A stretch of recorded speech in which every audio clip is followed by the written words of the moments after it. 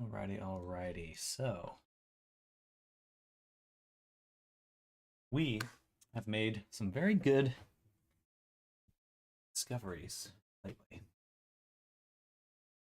and we're going to explore those today. First, I want to look at the teeth I made before.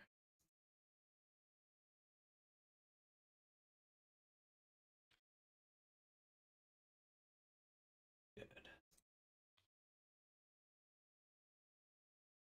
I took this one.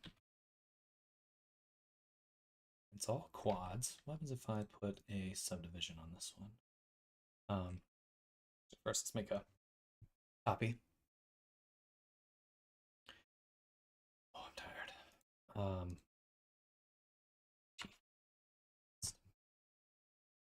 Save. I would like to add subdivision. What can I get out of just subdivision on this?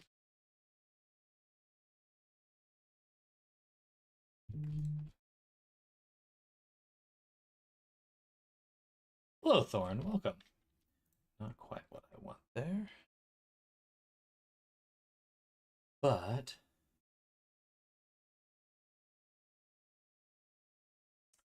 this collection here, Retopo Teeth, is what I need to bring into my other project. To this one.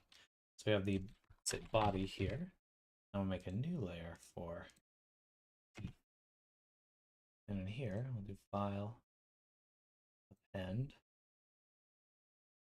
collection, Retopo Teeth.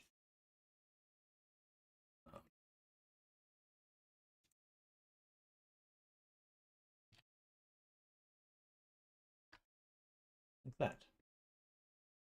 All right. I just hear slept on my industrial. You missed it? You slept in?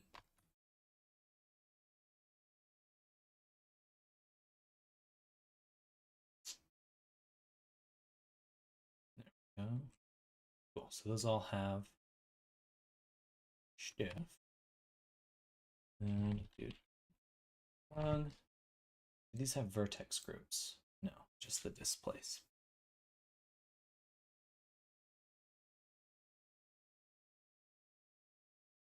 That's fine. I'll have to transfer it every time.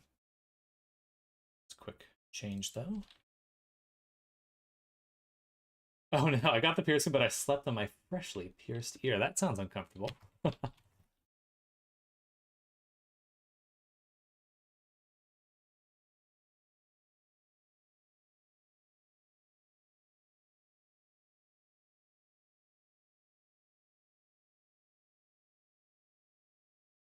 All right, so there we go. We got the teeth now. Because we're going to finish up our little gobbo buddy we've been working on. So, turns out that the multi-res modifier is pretty much exactly what I've been looking for when it comes to making characters quickly. And that's what we're going to be using moving forward. IDK, if you know, but when you get a piercing, you avoid sleeping at because the irritation can hinder healing process. Oh, absolutely. Cause some inflammation or just no good.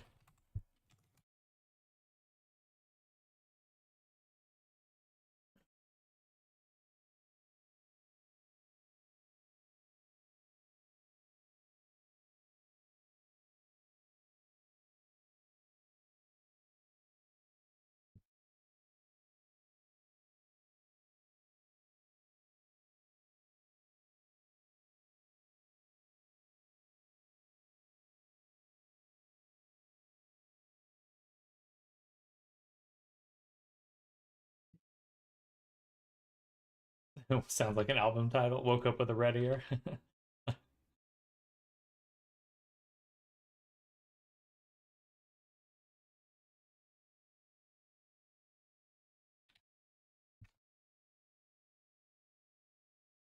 Go.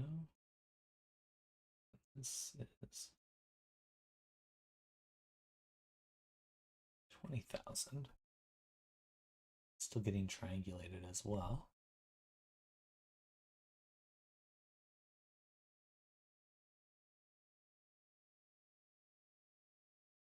$67.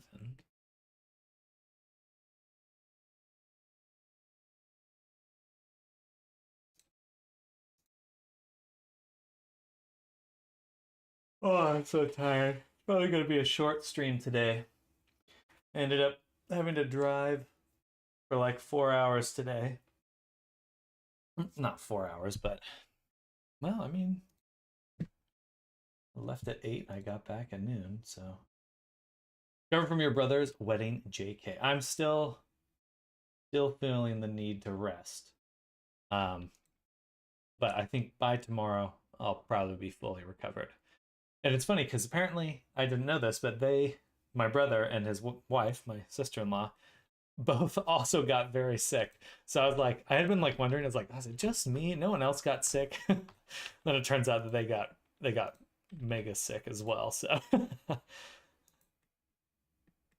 hello, Fable, welcome back. We're doing some work right now on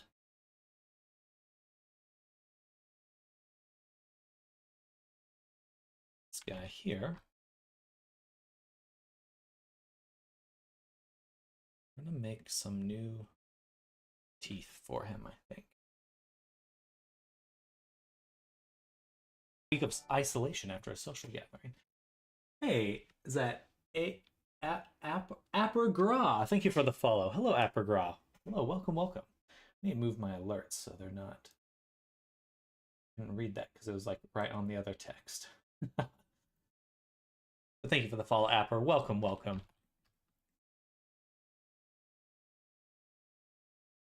We're getting some work done on this guy. Very pleased. I did this guy in like less than an hour. Made a kobold recently. They're fun. They are fun. They're very fun. Let's go back to our teeth file.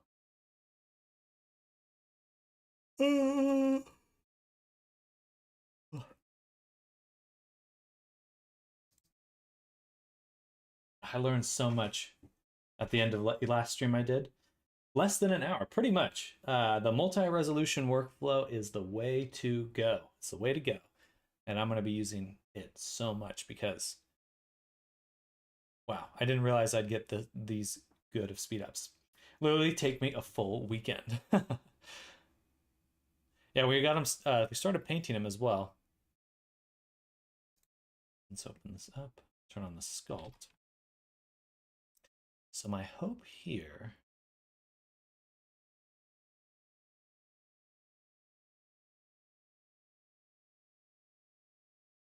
is to figure out how I can edit all of these things really quickly.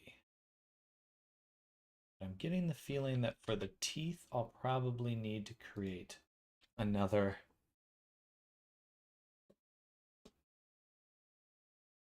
object, which is fine. That's fine. So we'll just use our normal teeth for now.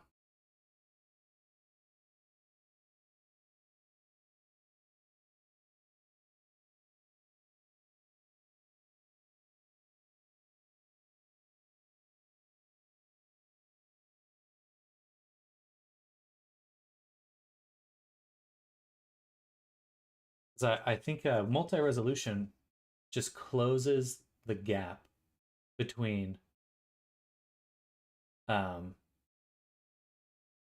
workflows. It's quite simple, really. I'm going to do a lot more exploration of that, but you can really just think of things in a low poly way and then turn it into high poly. This is AutoRig Pro, and I already had this character rigged. In fact, I'm going to start a new character. That sounds a little bit more fun to me. We're going to go here. Get our body template. Have you ever heard of Fran Bow? Is that a character? We're going to make an ogre character. An ogre.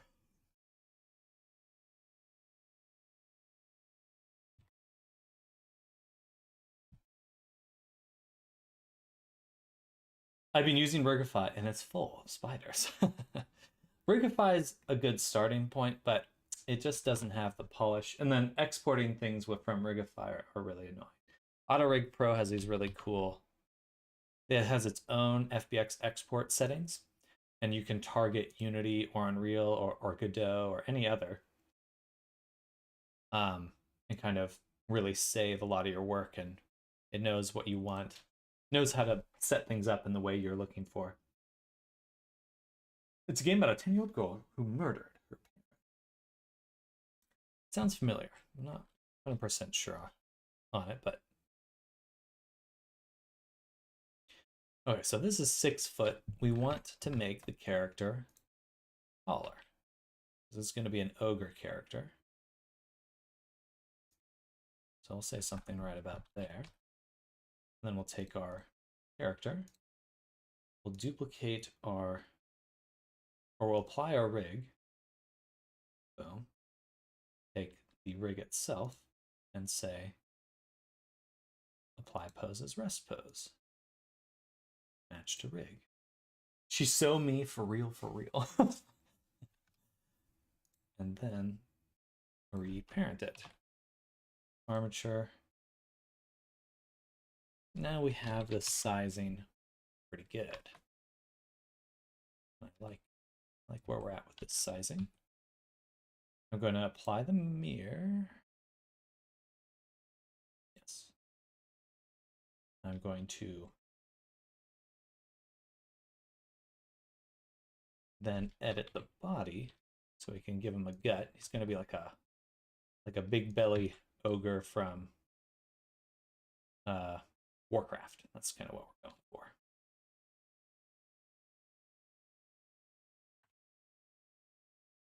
We'll give him a doom.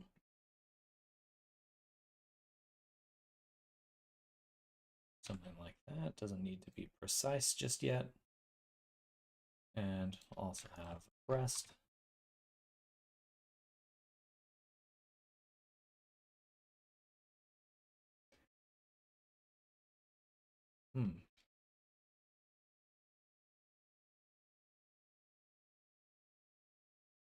Clear the seam.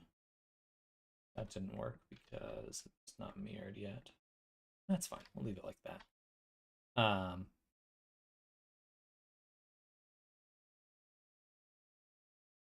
His hands can be a little bit bigger. We'll do that in a second. But now we can add a multi-res. This is where things get interesting. So we can go ahead and start sculpting our avatar.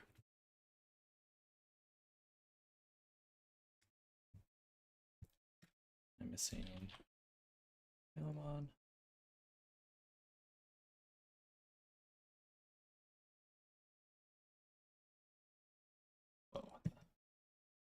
Whoa. I have 2 Galmons.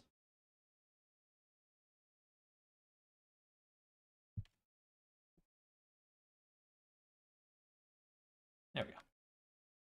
Now we can go ahead and start smoothing them. Developing his form. And the best part is he's already rigged. I don't have to go back and rig him. He is rigged. So now we're just working on giving this character the form I want to have.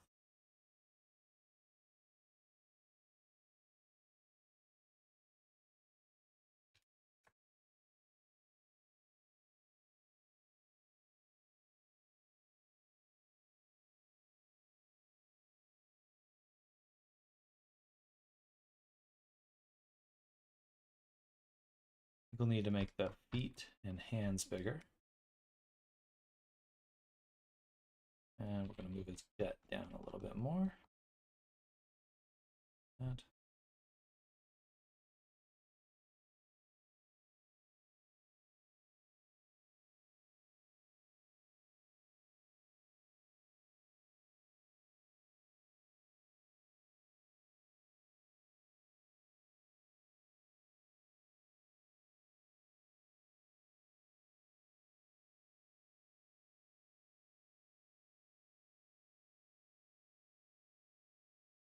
And again, the best part is we can always adjust the rig to fit the changes we're making.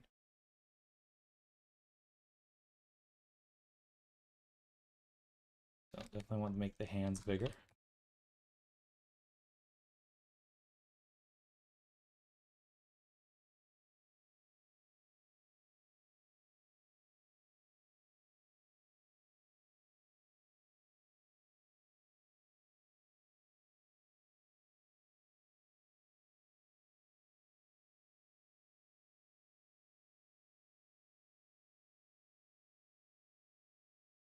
And we can subdivide. Start getting some additional. Should be.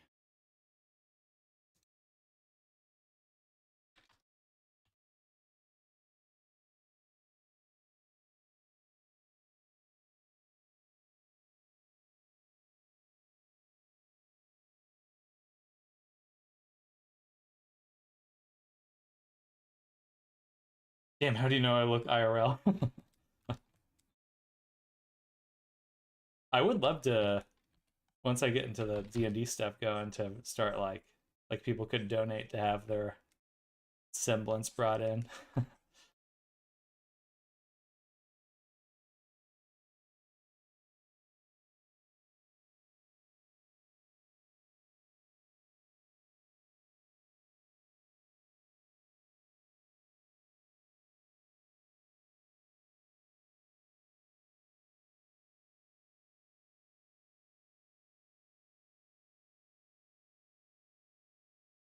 Can we give your chat based on someone IRL? Sort of. Hoping to move a lot of what I do into Resonite, but basically, yeah.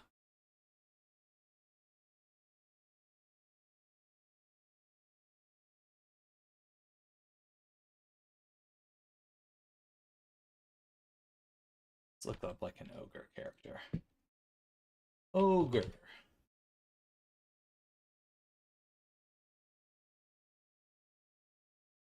This guy's a good one right here. Something like this. More of an orc. Somewhere between an orc and a.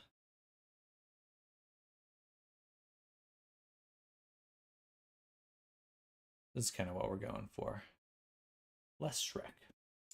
You use your rig base. How hard is it to retarget if you make furries or women or monsters with digigrade? Is it a process or just move some bones around? Both. So definitely it does take some doing to kind of move things around. But like for example here, I'm gonna kind of edit the face, give the character a look that's a little bit more similar to what we were just looking at.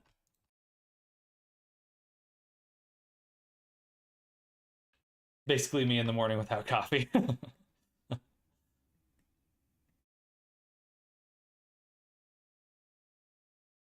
So you can do a little bit of just like moving things around in order to start your base.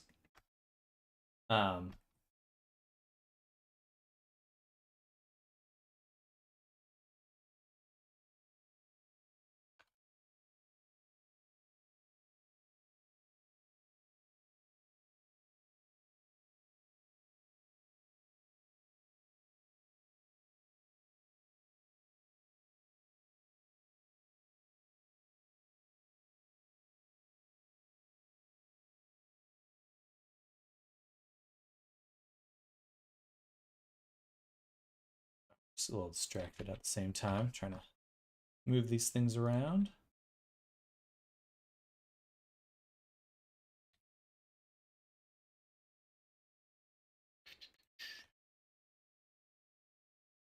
But the one thing that's missing is just that obviously a lot of furries have like a muzzle.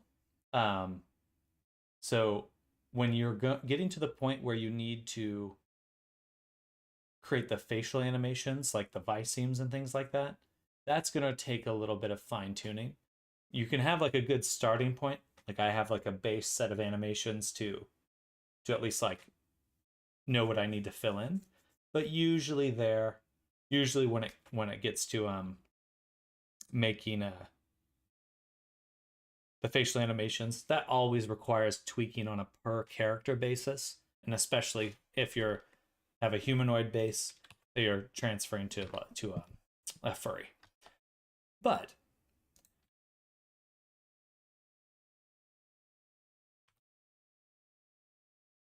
can I scale these?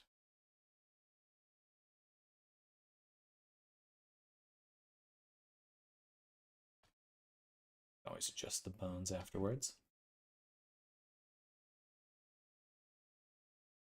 But for the most part, like 90% of what you're doing is saved between characters. So like, generally the hands and feet are going to be the same, especially because a lot of like digigrade legs are faked. So anything past the knee is still treated exactly the same, even if there's a bend in the leg. Like it's still gonna, you can still give it the same bones. It'll look pretty good, but you're kind of not faking it, but it's a little different than it may be. You may think it is at first.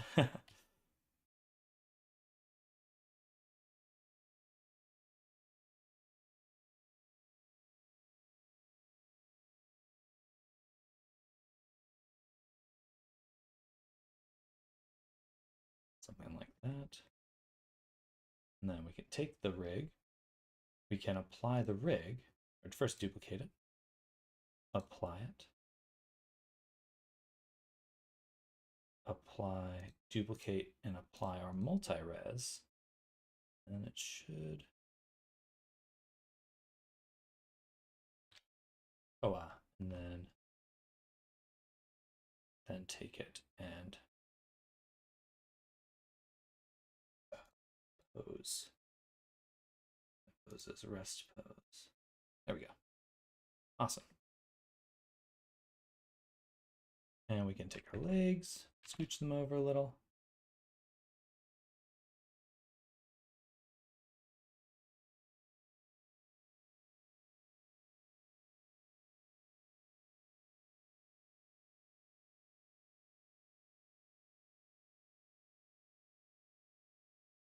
All right.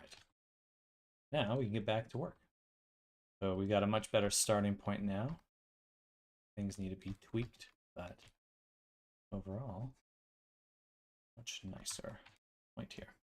Seems like you could make a meta rig. Its only real purpose isn't rigging, but deforming the model for different creature types. Definitely you could save that like an animation of some sort or something like that. I think the most important thing is just having a really good base to start from. Just something that saves you time. And that is what something like Auto Rig Pro allows you to do. I mean, if you had experience with setting these kinds of things up, you'd probably be okay with making a purely custom solution.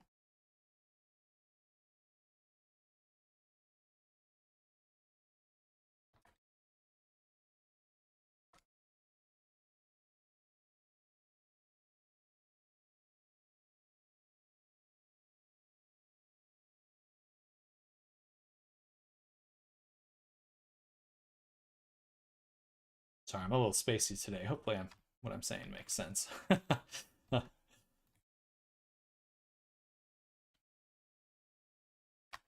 Still recovering from being a little sick.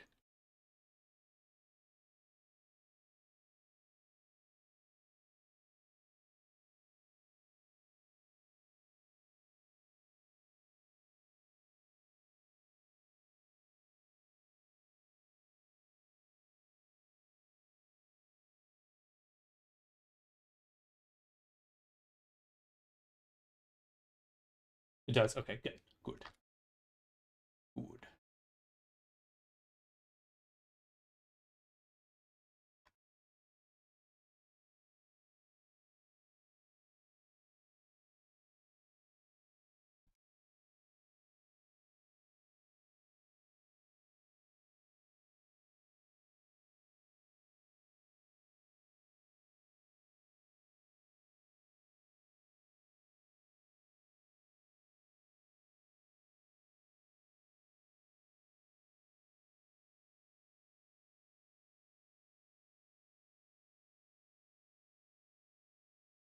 I love making box model bases for practice and taking through a process so I can find ways to refine the whole pipeline.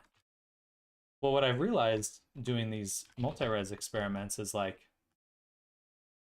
basically you just want to start by making your character out of boxes, and then you can just rig the box,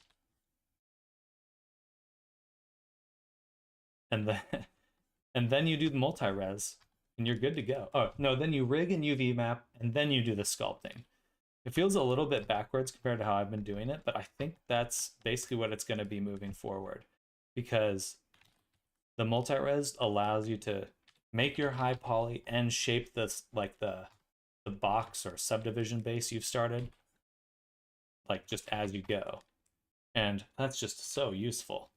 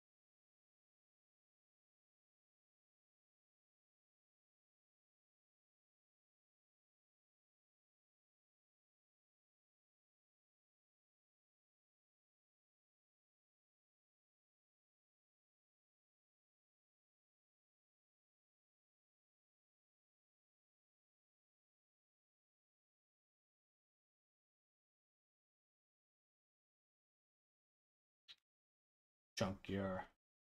Chunkier thighs. Did find that I had to bake normals out from multi-res. Trying to animate with multi-res is actually causing performance issues, but once I bake the normals. Yeah, yeah. I'll still bake the same way, I think, for the most part, which is like creating a high poly version, then baking it from there. Creating a high and low poly version. But you can kind of just solve so much in the meantime by keeping it all joined together in a multi-res until that moment.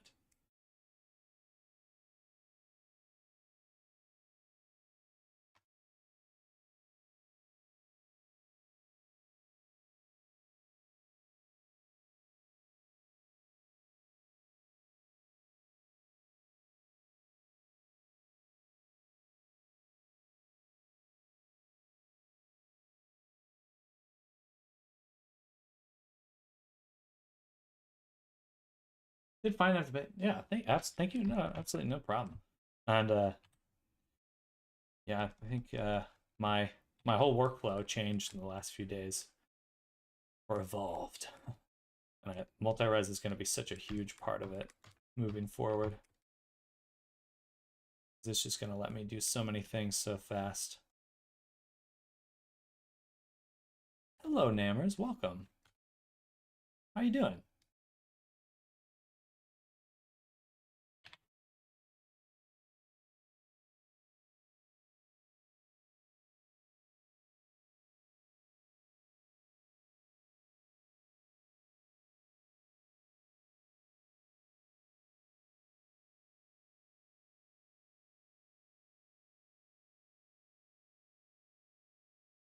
I should add face sets to the base so I can see the knuckles a lot easier. Feeling better? I am feeling better. Still tired, and I'll still need to rest today, but better. Much better. I basically literally slept all day yesterday. I'm not even joking. I just slept the whole day. I was out.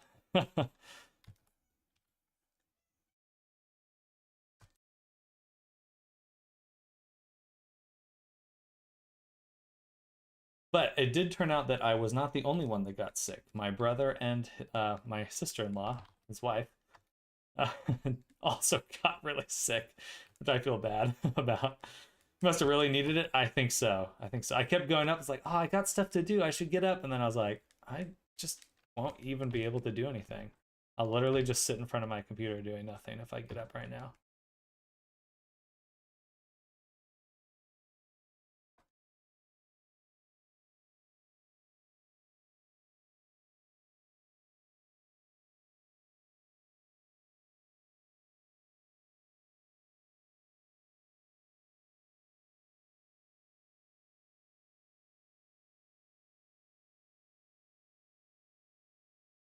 Right now we're making an ogre. An ogre.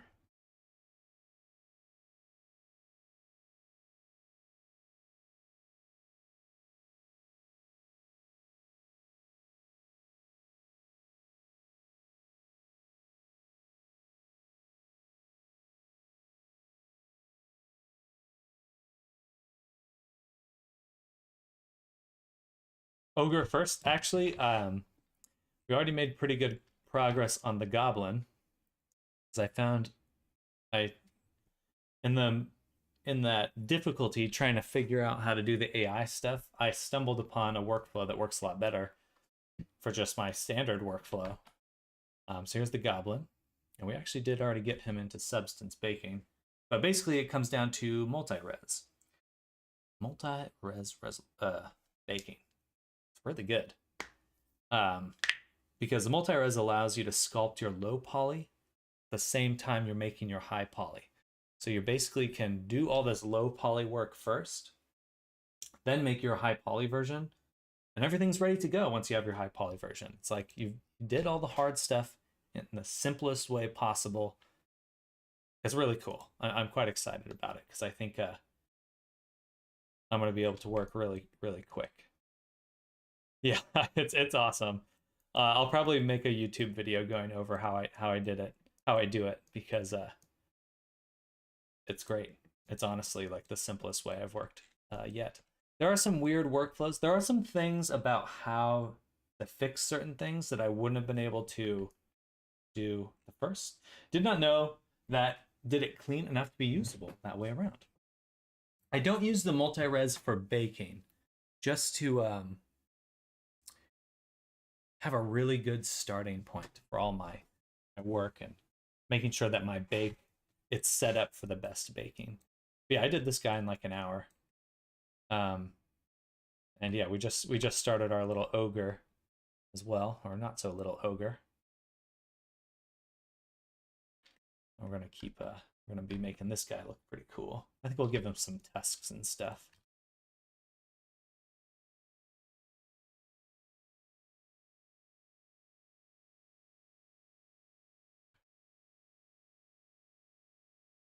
But it's gonna be awesome.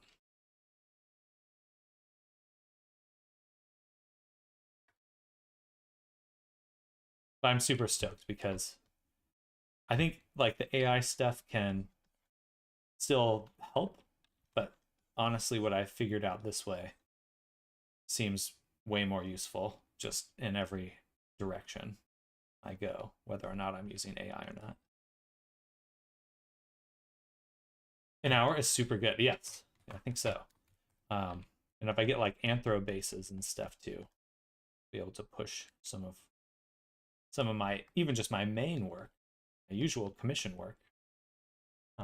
We'll be able to get that looking really quick as well.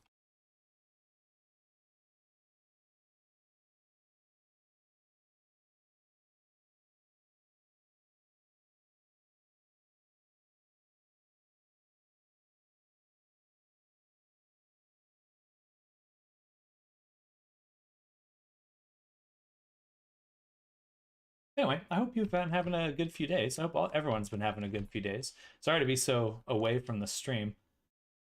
Definitely have just needed to rest and recover, but I'm looking forward to getting back into the swing of things. I miss streaming. Been missing it.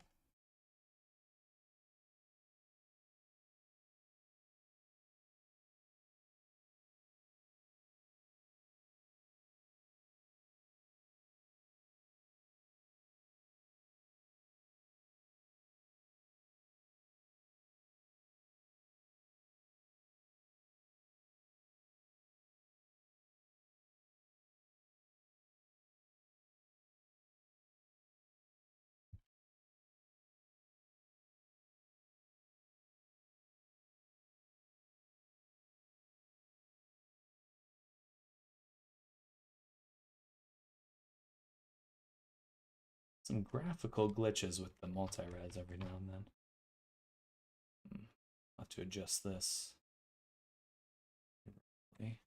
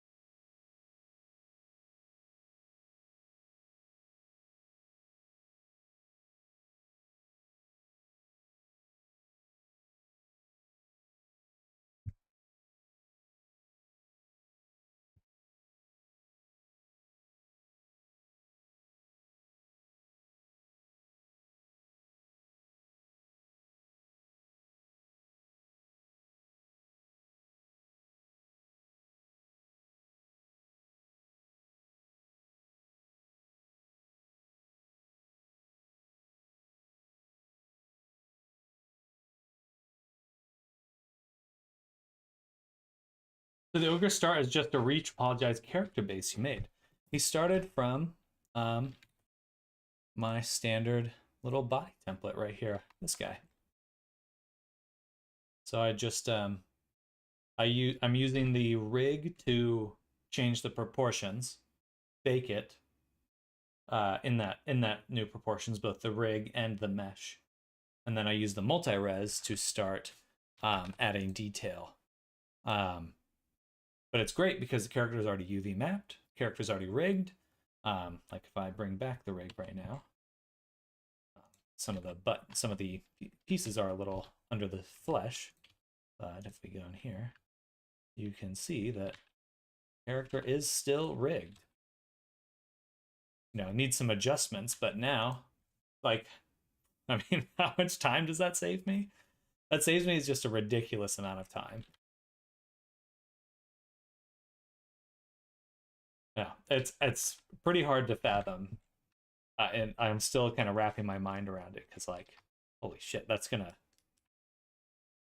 save me so much time.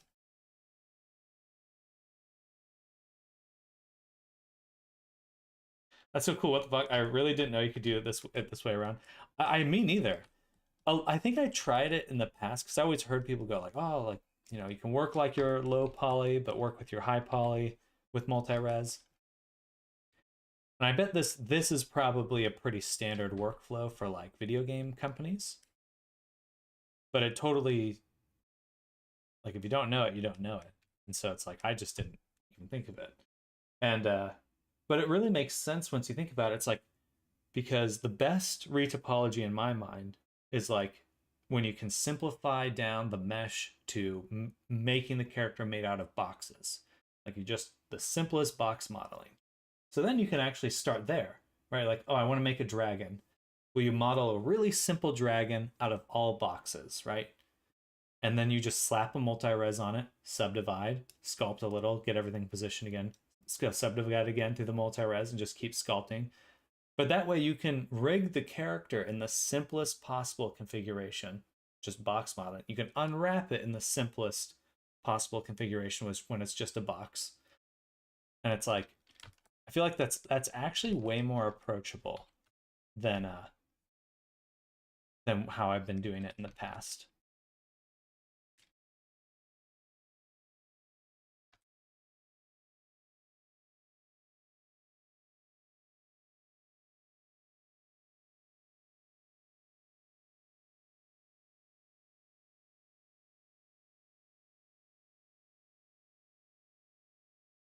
And it also just gets you to think about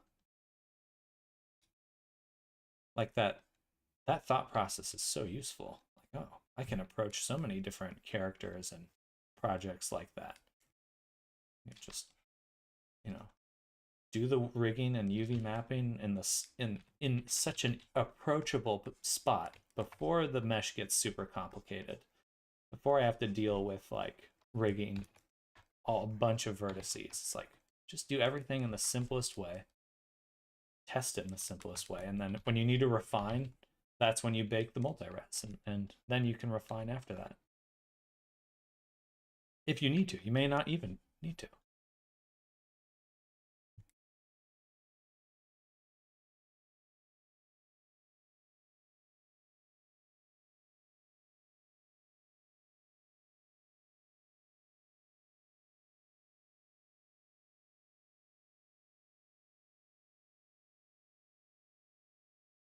Multi-res gang, what up? Hey there, Snartum. I thought about you this whole time I've been doing this multi-res stuff. I finally figured it out. I finally saw the light at the end of the tunnel for multi-res workflows, and I'm not looking back. Hello. Oh, I have a subdivision on top of my multi-res. That's why it's acting weird.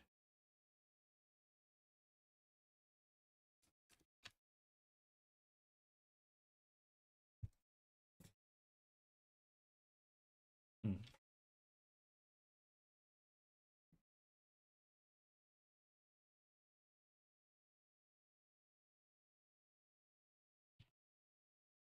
Hey, Mom.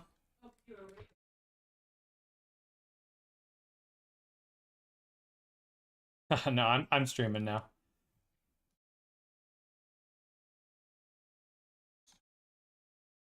Multi-res also sometimes seems to be work better in sculpting. You're not fighting with guessing what the remesh the base to. 100%. Yeah, the topology is so much cleaner, so much cleaner, um, that it ends up making your mesh, your sculpt look a lot better because it's not some like vertex soup underneath the hood, you know. It's like actually what you want. Like it's an ideal. Sculpting on multi-res, hard, and then baking in Blender, the normal, is so fast and so good. I have not done any baking with the multi-res yet. I think I will for this guy as well. This guy though.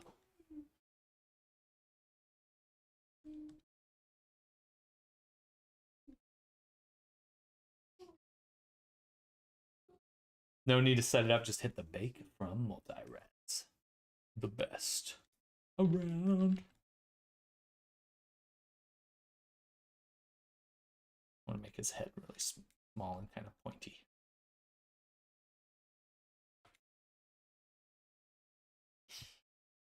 You need an empty image in your shader, of course, like any other bake, but no need to offset a mesh or anything with range of light. I'll probably still bring everything into Substance for texturing and things like that. Well, we'll find out soon because I'll be doing that today.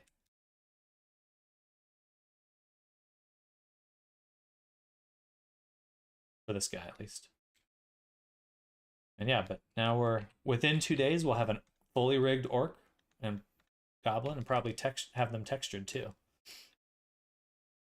But I do want to hype it up a bit so you at least try bake for fun. Absolutely.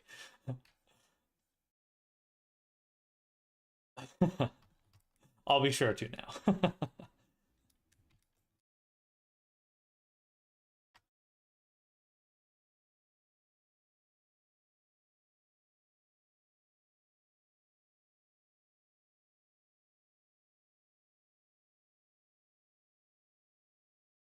I think his head should probably be a little bit smaller.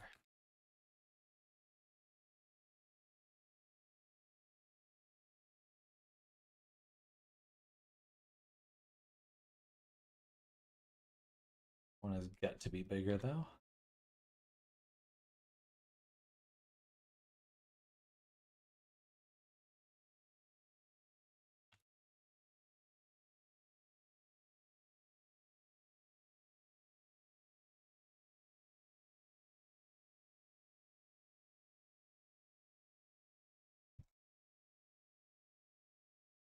Um,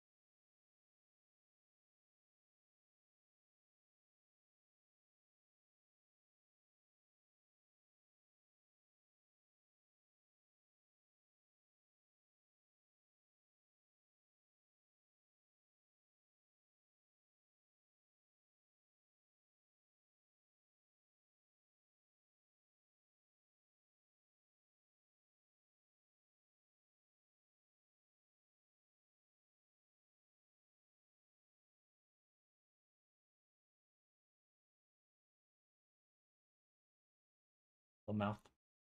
Do you apply the deformation to the base? Is the base resized after this process? Yes. So in the multi-res, you have this option right here, shape, and you can say apply base. So now, actually, let me undo that. And I'll just go down one.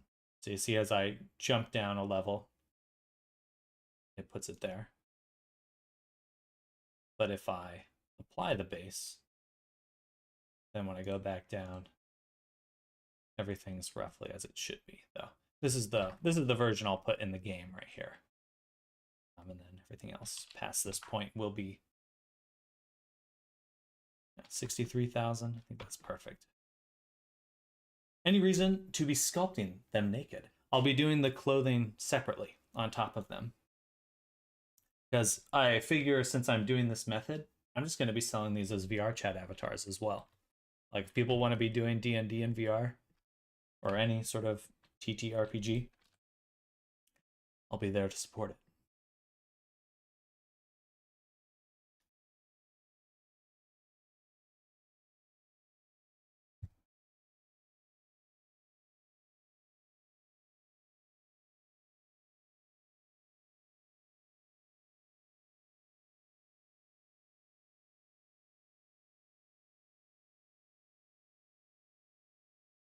Anatomy is always easier on a naked model. Never seen a reason to start with the clothes most of the time, to be fair. Hello, Goo. Hello, welcome.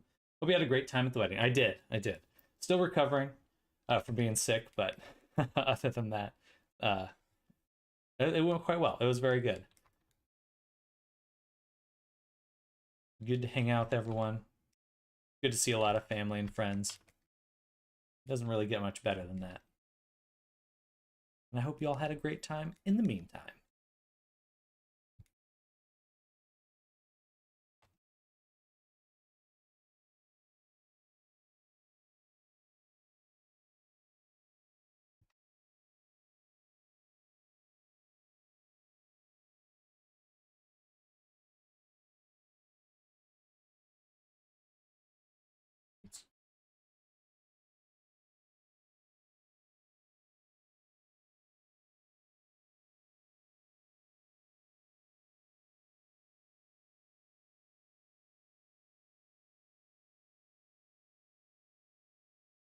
Switch that in. Bump up the, trying to define the silhouette a little bit better on here.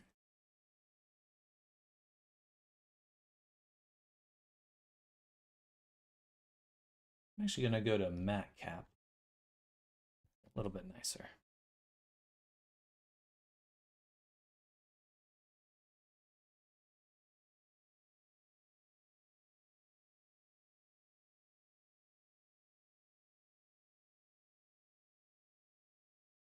I'm going to give him like big old bumpies. It's got really thick hide or something. He's not human.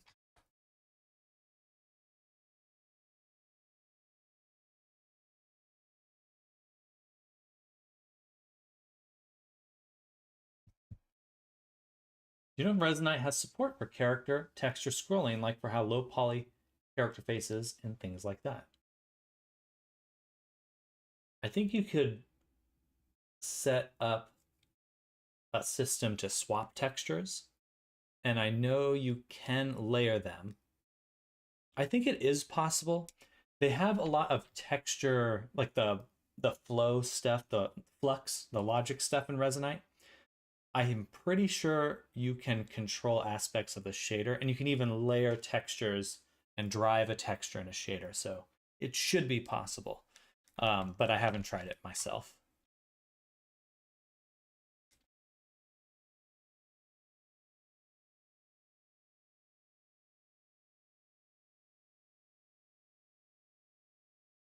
Do you mean texture pan? Yeah, and yeah, I believe you should be able to drive the UVs in order to scroll them. Hello, Electro9, welcome. Do you do avatar model reviews? Interesting. I've created my first couple of characters. Everybody in our dev team is super hyped about them, mainly because they do not have a lot of Blender experience. Can you provide feedback to keep me grounded and not feel like I made everything perfect? Yeah, I just wasn't sure what it was called.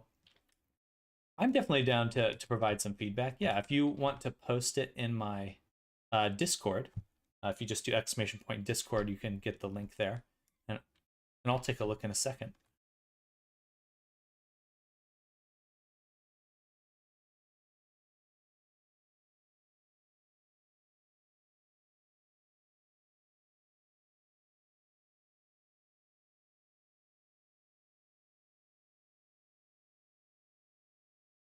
It's nuts how different the sculpting feels when you have a lot of, when you have a really good base mesh. It's nuts. Blowing my mind, honestly.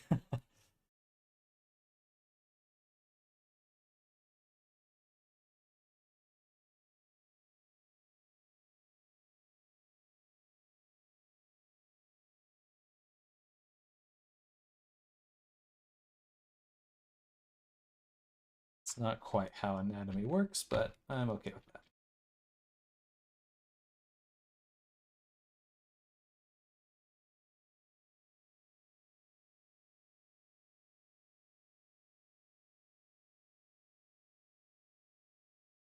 We have a convert. One of us. One of us.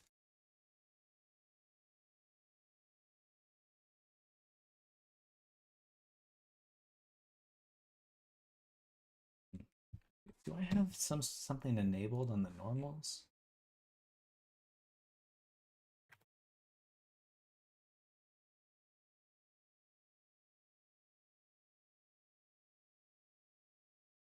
Which channel can I post? Can I just upload the blend file? Oh, interesting. Look at my Discord here. If you'd prefer not to share it with everyone, go ahead and send me a DM directly, and you can send the blend file through there.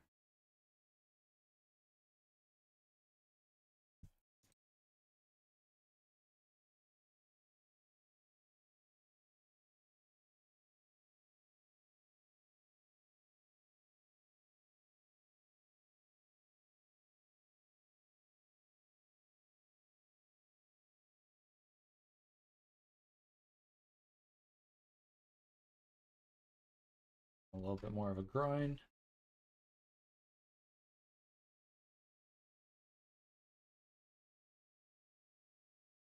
I do want him to have thicker legs.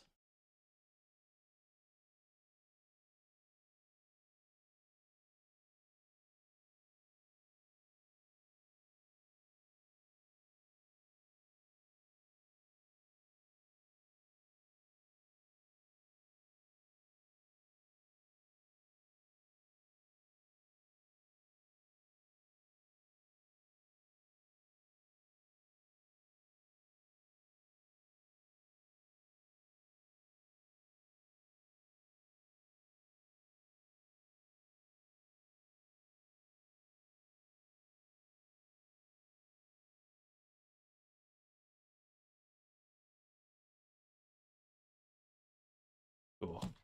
Super exciting. Yeah,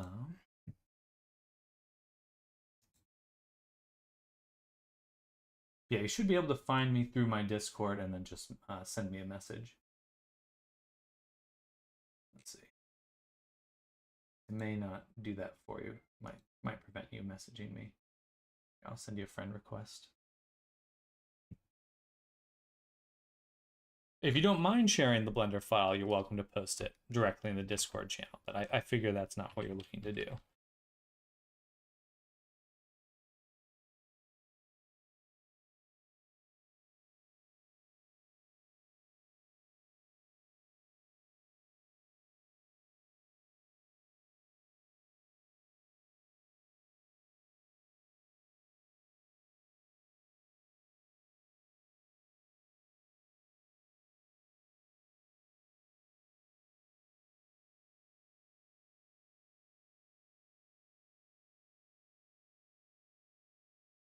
Put it into Blender channel. Perfect. Perfect.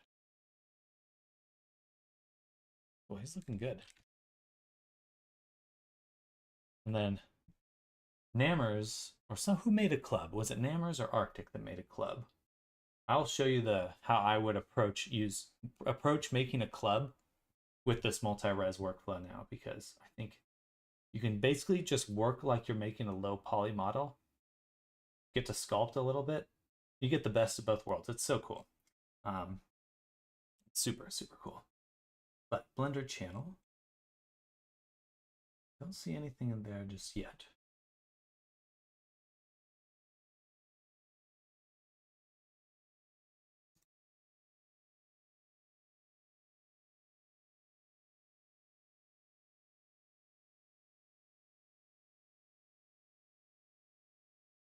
Perhaps it's getting, might be getting filtered by my Discord bot.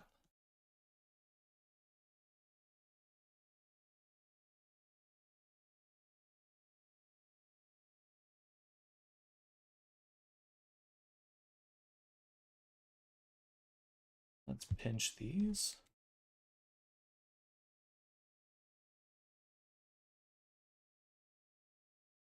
What is my modifier stack? So I have the multi-res is usually at the bottom. Yeah, I would just send it to me directly for now, Electro. Oh, and it looks like you did. Perfect. But usually have the multi-res at the bottom and then just the armature. So what does it look like without the multi-res? It looks like this. This is the very low poly base version here.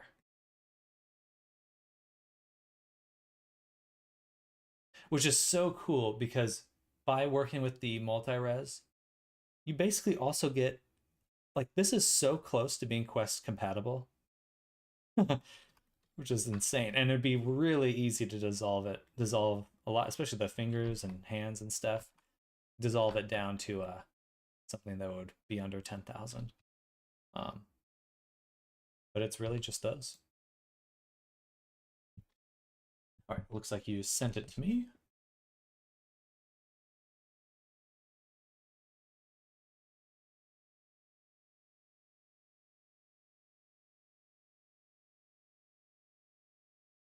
Cut this and go to 2024 stream. File reviews.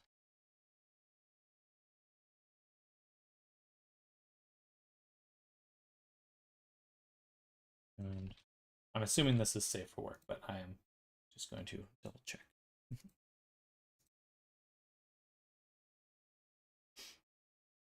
If you get a base, which would be Quest optimal at lowest, you'd have a golden setup for your model. It's so cool to be able to switch like that. It really is. Really is. A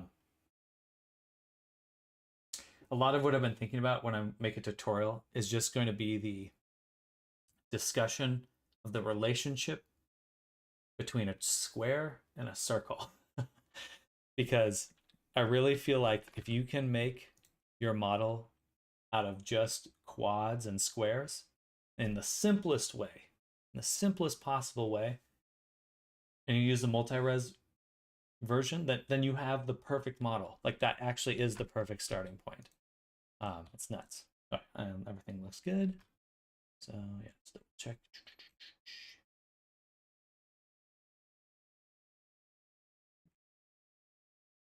And bam. All right, so here is model from Electro, which I'm assuming is Marcelin. And we're at 17,000 triangles, so that's pretty optimized. Everything looks pretty good, darn good. I'm gonna move them around since I have the file backed up.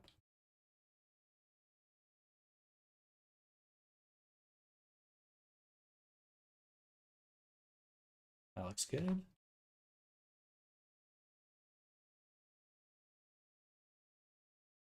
Maybe I hid the teeth. I don't see any teeth in there.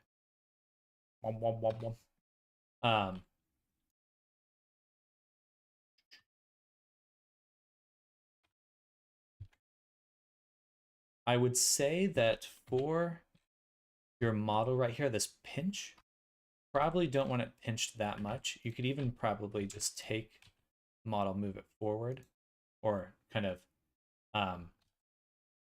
you just want this point where it's like this really sharp turn.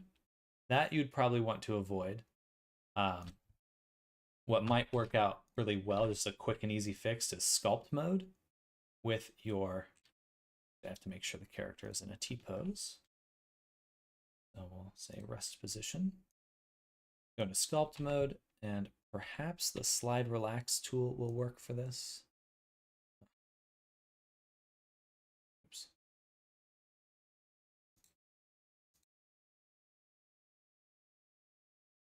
There we go. I really like this tool because sometimes it will help even things out, but in this case, maybe not. You can kind of pull instead of smoothing. But you would just want to ease some of the tension out of there. This is a character for a game since it's for a dev team. Very exciting. Other than that, the right now what you have is awesome. Like, I think this is a great starting point. If you're early on in your development for your project, then you'll have a lot of time to come back to this character. I think moving quick when it comes to game development is pretty much your main concern.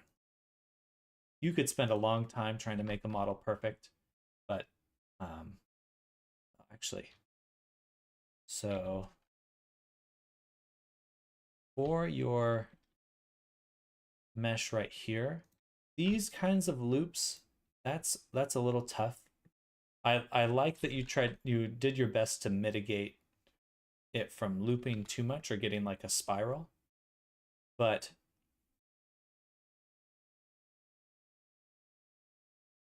a lot of times for this kind of extra geometry, so instead of having it all of your extra geometry, for some reason my menu's not showing up.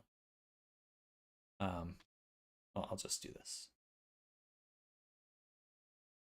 What you can do is take these, and instead of like take the loops that are coming down here, and instead of having them go to the neck, usually what I do if I do have that extra geometry is I take them and I have them curve this way. So you could have it end, you can have them loop into themselves since it's mirrored, like in this point. So it would look like this. And then they'd go up into the mouth. And then the same for, like, if you didn't want the all this extra resolution coming down the back of the head, a lot of times you'll notice on models that they have what I just pointed out, but on the top of the head too, where these curve in this way and they connect like this. And that way you don't have to have as much loop cuts going down the back of the head.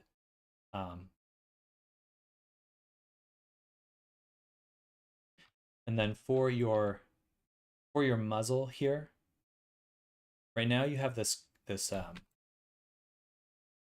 curve. It looks like you mostly just pulled the geometry forward. I think what you would have wanted to do instead is create an extrusion. And that way none of these cuts would have to have this curve that they have here. You could just have them be straight as long as you used an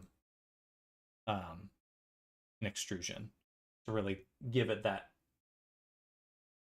volume and have a little bit more control over what's going. Because what I like to do for my canine characters, let's see, do I have any open? Excuse me, sorry. I worked off a human face and pulled extrusion sounds better. That is what I would recommend. Because that way you can have the loops on the muzzle be looping around the muzzle instead. So you can see right here on this character how this is where I extruded this line. It's a little hard to tell after I've done a lot of the work here, but yeah, that way they're just looping nicely in a contained way on the muzzle, and nothing stretching too far. I would say generally that's one of the main things to avoid, is just when things are stretching, usually that's where you start running into some issues. But other than that, it's looking really good. Yeah, I think I'll end it there for the review. But I think you're doing great, Lectro. And seeking out critique and feedback is always a great idea. There's always more to learn, so definitely don't. I think you should feel proud of what you have. But good job, Lectro. Let's go. Another Blender addict. And definitely feel free to reach out should you have any more questions, or DM me if you have more specific questions, and I don't get to them today. Absolutely. Absolutely. One of us. One of us.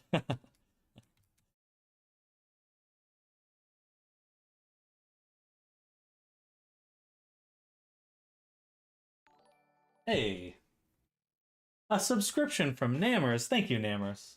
Much appreciated. So I'm assuming that's a resub, perhaps? Thank you. I really should have my Streamlabs open before I make any assumptions.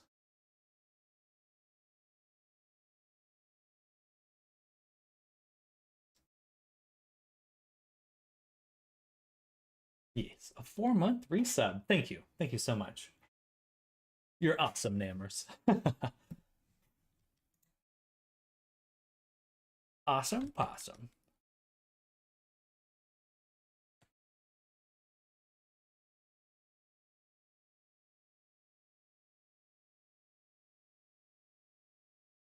I'll be right back. I have to check if my mom's still here.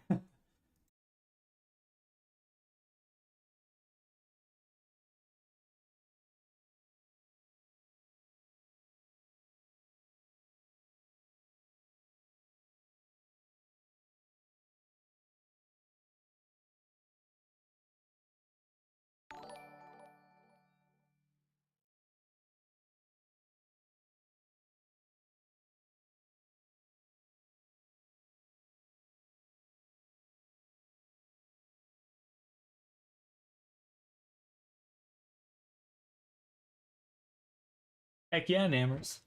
Awesome possum.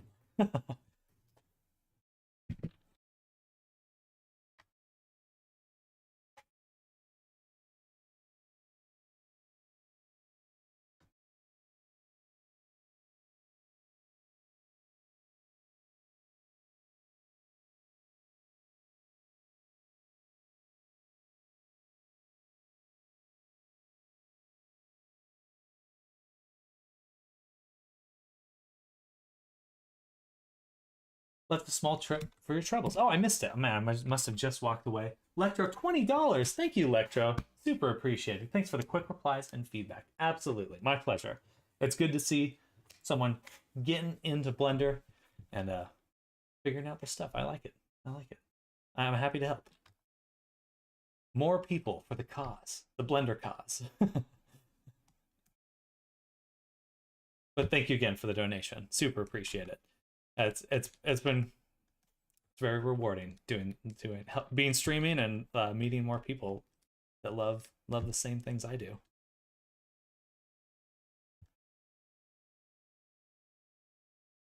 Let's make them kind of lumpy, like little loops.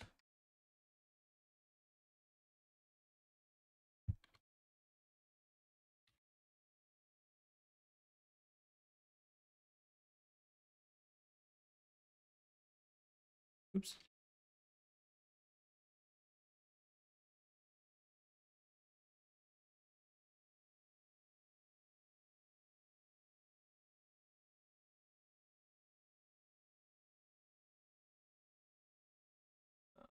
How do ears work? How do ears work?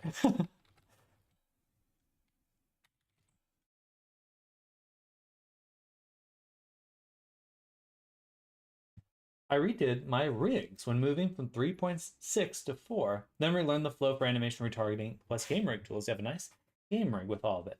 Now it's time to do it all again for 4.1. No, I'm not a masochist. Why do you ask? I didn't say anything. I, I'm right there with you. Also, GRT doesn't seem to work well with 4.1. GRT. Game rig tools? Interesting. I don't think I've ever used game rig tools.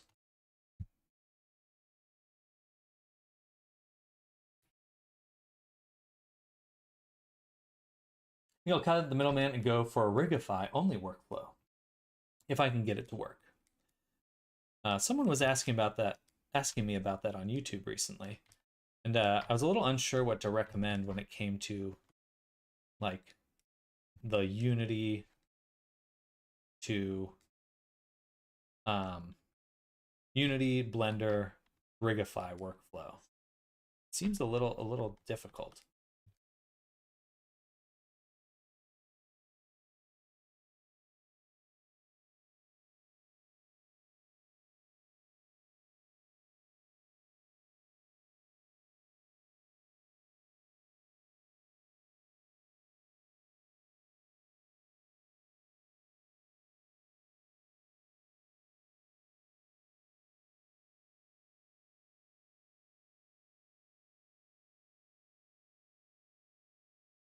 So like a homeless person when it comes to software, I only do it free.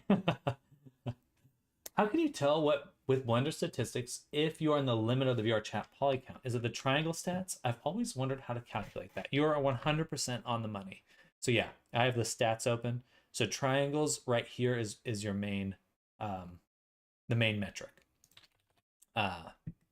And if you have not seen this before, VR chat does have a great document. Oops.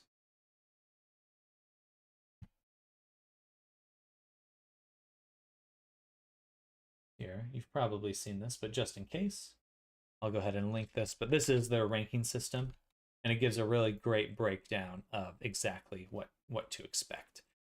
So for PC limits, you have these avatars here, 32,000 being excellent, then good. Anything over 70,000 automatically gets ranked as very poor. And then all the other components and stuff. So tries equal polygon in their documentation. Exactly. It's better to say that everything in Unity gets converted to tries anyway. So at the end of the day, Unity is only ever dealing with triangles. It says polygons, but it converts it anyway under the hood. Rigify is full of spiders. Evil Rigify.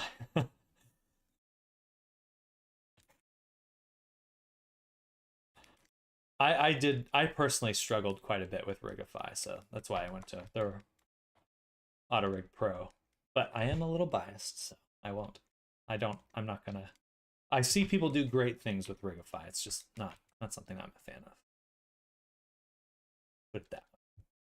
Try to put it in a diplomatic way.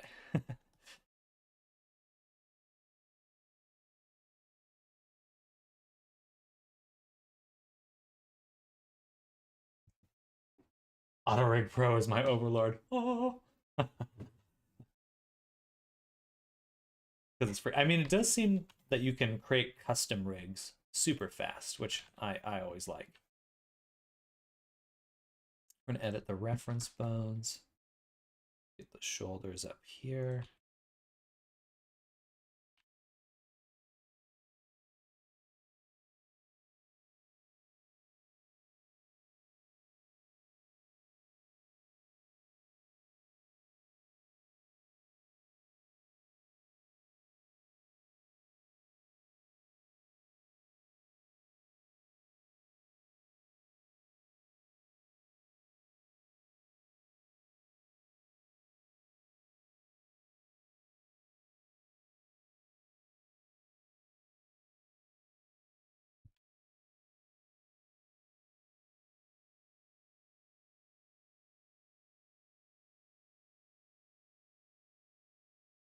I'm just curious if I can make some better exported rigs with the new bone layers and all that good stuff. So the mobile requirements for VRChat's polycount's really tough to get a good rig which does not automatically get blocked. 100%. Quest is by far the strictest, and it makes sense because it's like a, you're comparing the PC platform to literally a mobile platform. But it is definitely a lot stricter.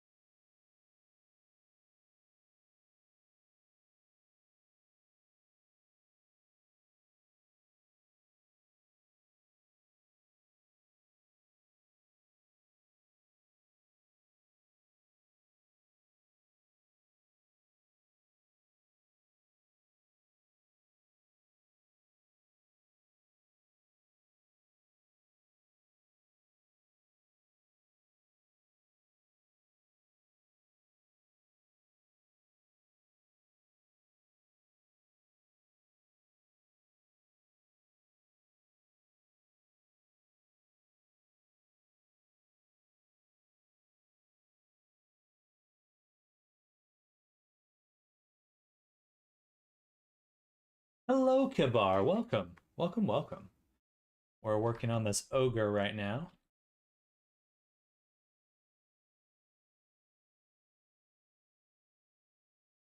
Getting him nice and sculpted. When using Rigified General, if you're starting with it, using the prefabs, not the human metal rig, but body parts from search. After that, explore the bone settings without prefabs. There's some good stuff in there. Sorry, this is my Rigify ad. Yeah, we're competing sponsors.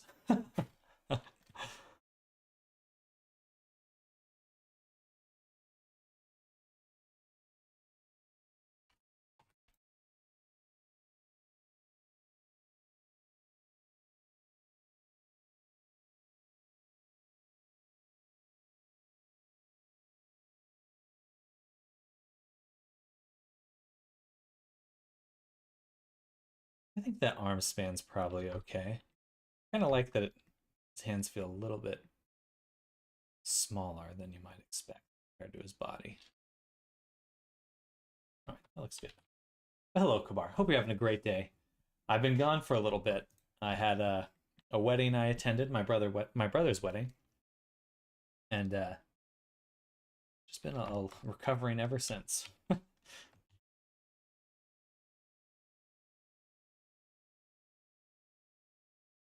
We'll give him some butt pimples. How about that? A little bit of butt pimples.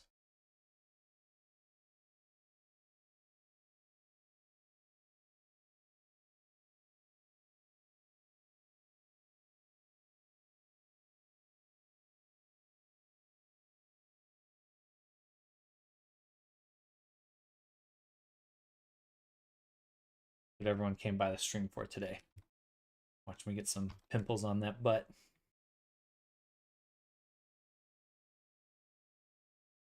My man needs some cocoa butter. I don't want no cocoa butter. Blood of enemies. Such dainty toes. Want the blood of my enemies.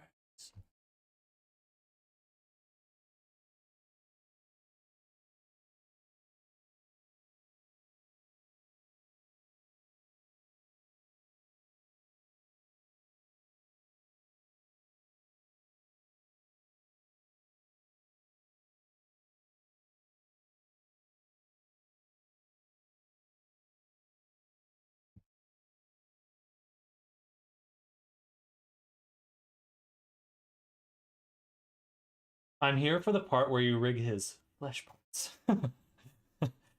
Belly looks disgusting. I love it. Good.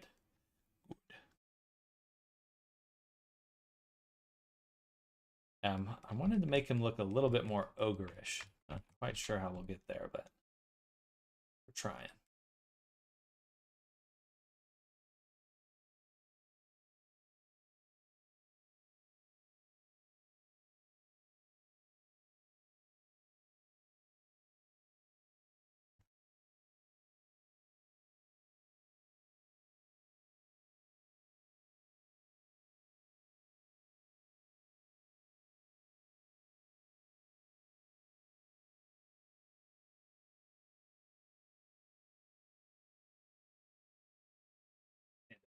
Brought glow sticks for the gang.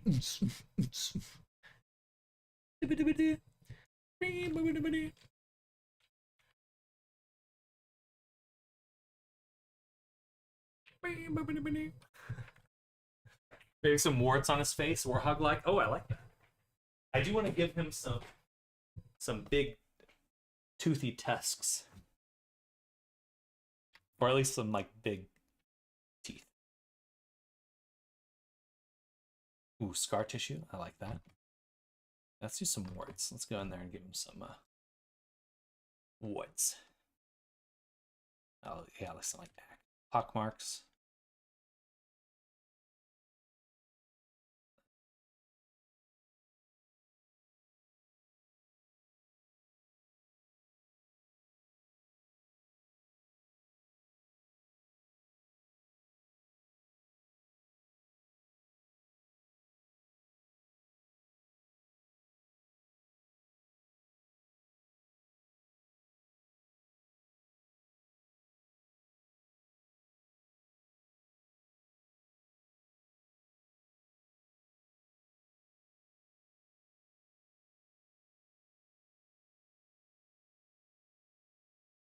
little strong.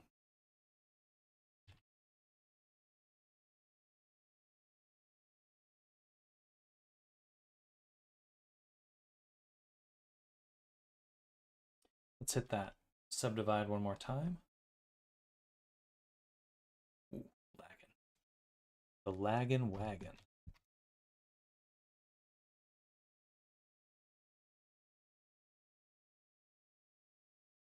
Nice little bumpies.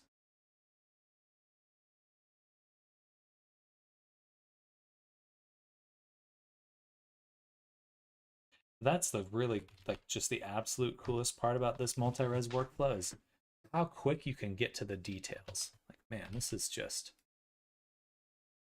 like lightning fast compared to what I've been doing for the past few months.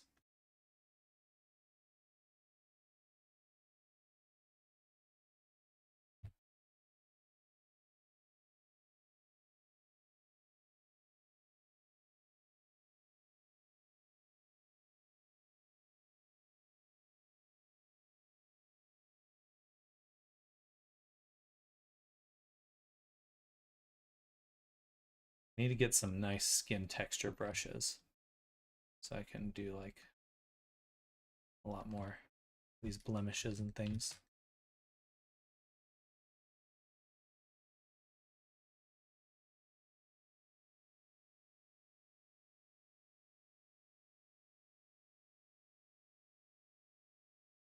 Are you trying a new workflow with the multi-res modifier? Yes. So basically I've taken a lot of the work that I usually save for after sculpting and I'm pulling it to the very front where I'm making a very simple model, rigging it and UV mapping it before I sculpt, and then using the multi-res workflow, I can sculpt that low poly base that's already UV mapped, that's already rigged, and it feels good. Multi-res doesn't work with texture painting in Blender. Gotcha. Once subdivided and set. Also nice I was able to switch between detail layers, reduce sculpt, add bigger stuff again, then increase again for detail. 100%. And like worst case scenario, if things really just broke, I would at least have a really good sculpture and I could extract my weight paints into a new model.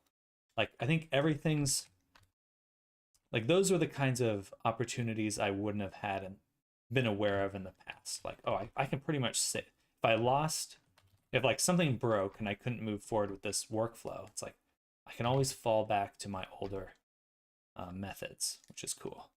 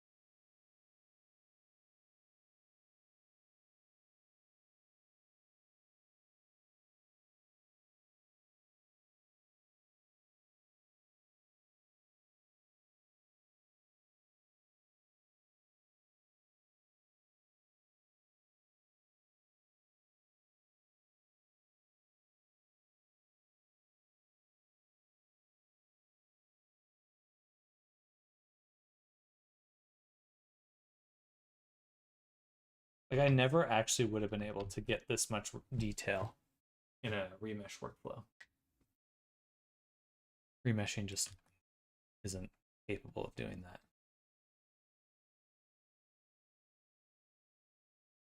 Or with the remesh operation. Let's smooth out that lip a little bit.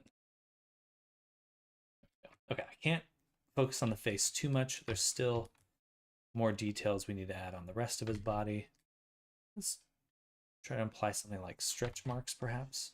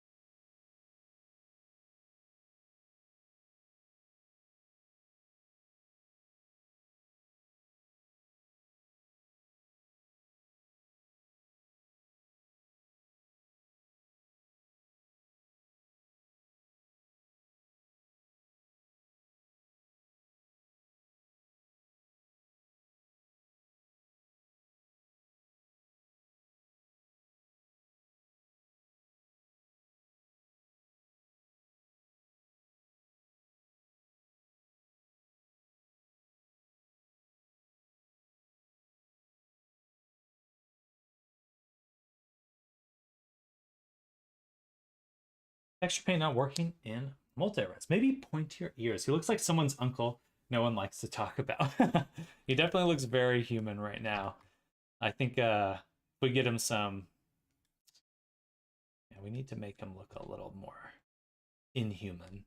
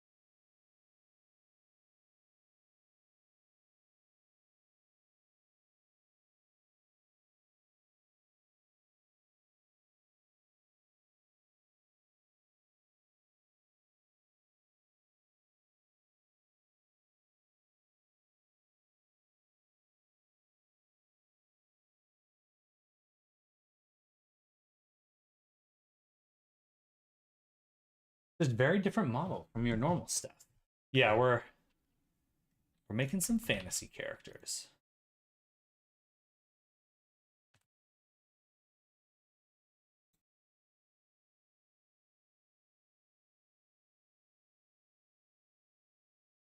We found a really nice workflow. I think I'll be able to begin to push my level of realism to a new place with this latest workflow. That's the hope, at least. Um, I think a lot of the kind of look of things that I've been doing over the past few months and stuff is more a reflection of the process. Mostly a reflection of process more than anything. But yeah, I've been expounding on this multi-res workflow, multi-resolution workflow, and it's awesome, honestly.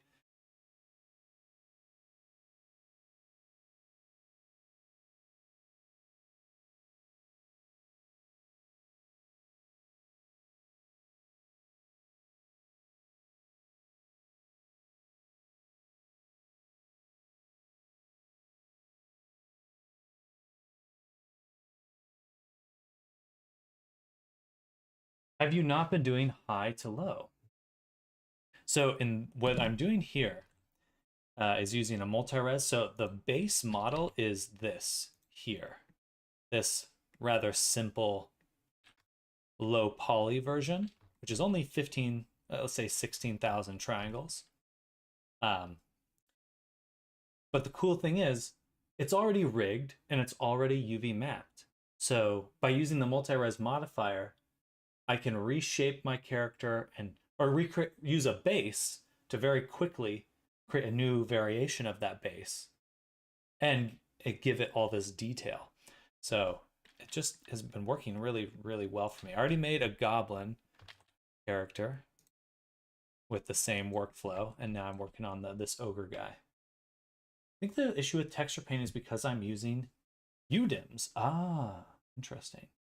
I don't even know. Yeah, that definitely could be it because I'm pretty sure Blender painting doesn't support UDIMs. It's a fun way to do it. It's awesome. Like this guy took me like an hour to get to this point, and he's fully rigged. Like, it just feels really cool. Feel like I'm leveling up right now. Get my level up in.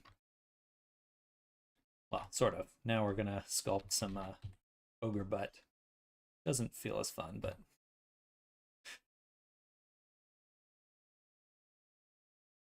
I mean it's kind of fun to do these little details.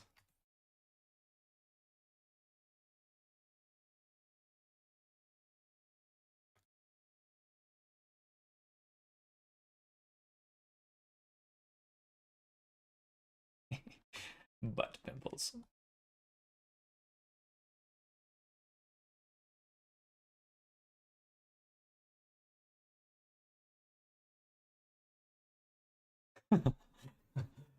Texture pointing supports UDIMs. Getting the initial setup is a little different. Gotcha.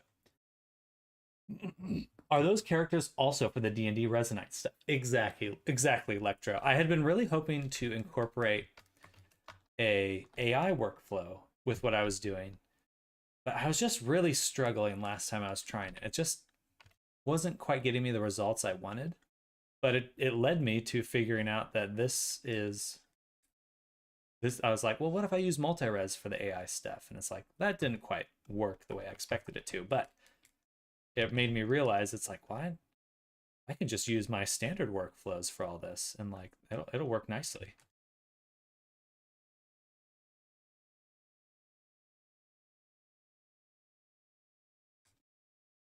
Have you seen the ogre's butt? Things have gone terribly wrong for your party.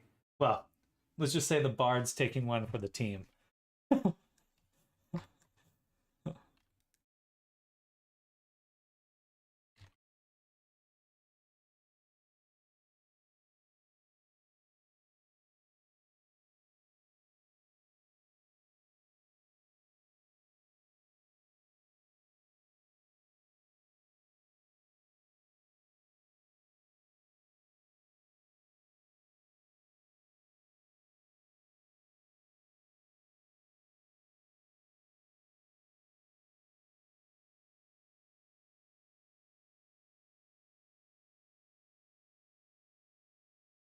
But I'll probably make a tutorial on this, YouTube tutorial for this, because I think this is the right way to work for game dev.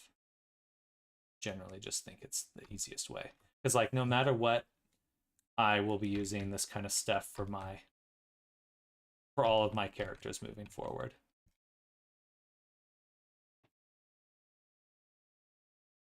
Any type of character I'm going to make, multi-res. Or at the very least, starting with a super simple box modeling. Unwrap it, rig it in the simplest form, then subdivide, then do the multi-res. Excited for it.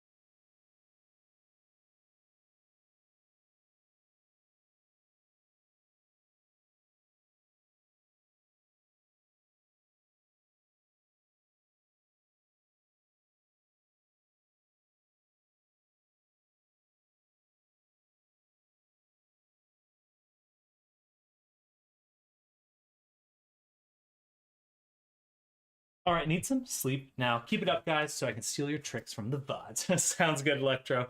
Absolutely ready for that stealing. Happy to share, and thank you again for the donation. Definitely enjoy the rest of your day.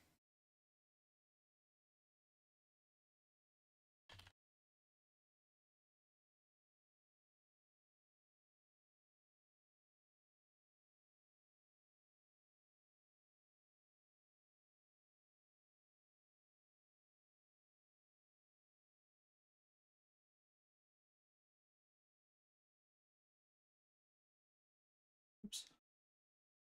Should really make a backup copy right now before I continue.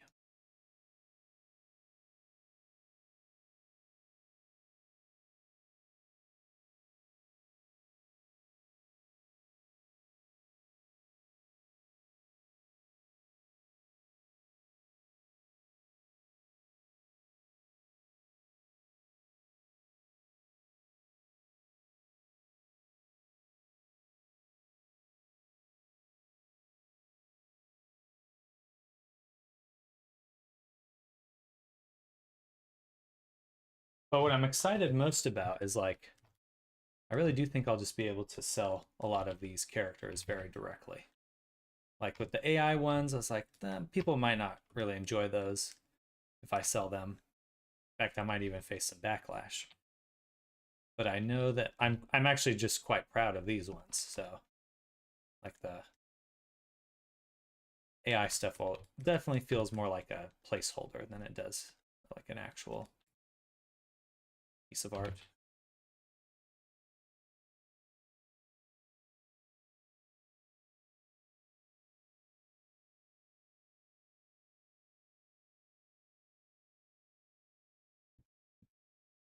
Also, AI does not rig that well now.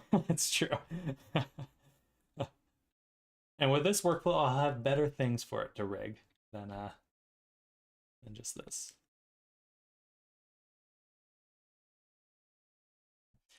So if you can provide a properly rigged character, you still have the upper hand.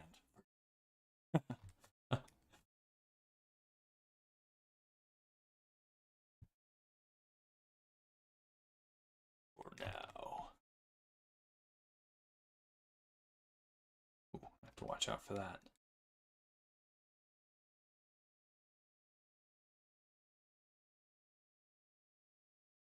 It's gonna be a weird world once AI is at that point. I think we still got some time though. Or quite a bit of time, honestly.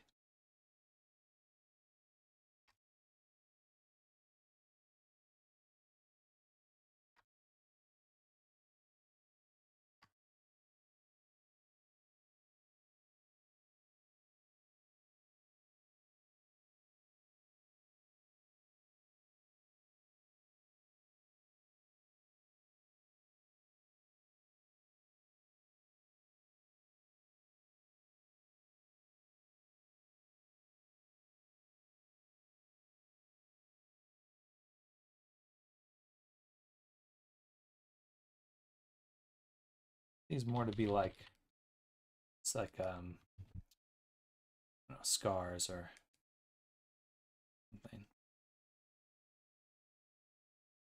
That's right, I can be asymmetrical with this character.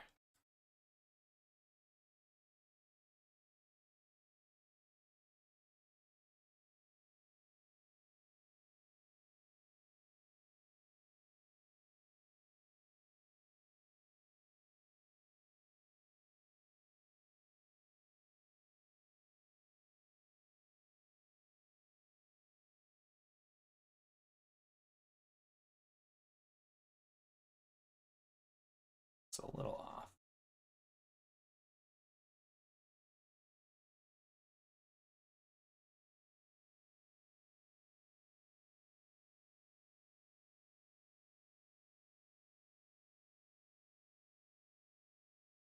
Estimate based on what's possible there now, especially to be able to have a video call a chat GPT and the like soon. TM.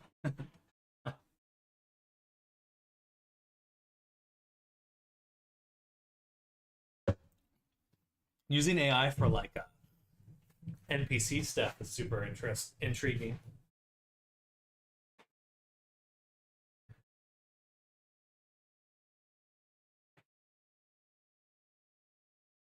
Dialogue generation and stuff like that.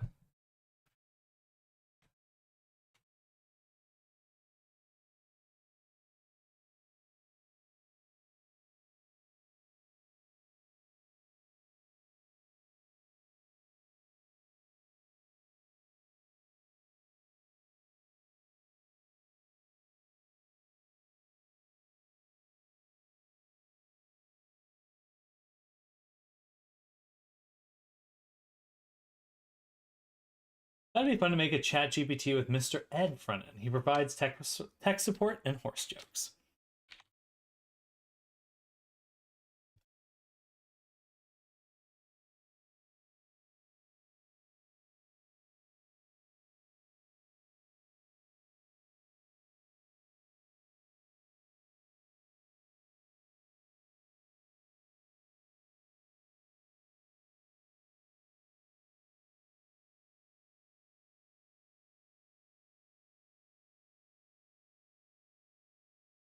Oh, interesting. Okay.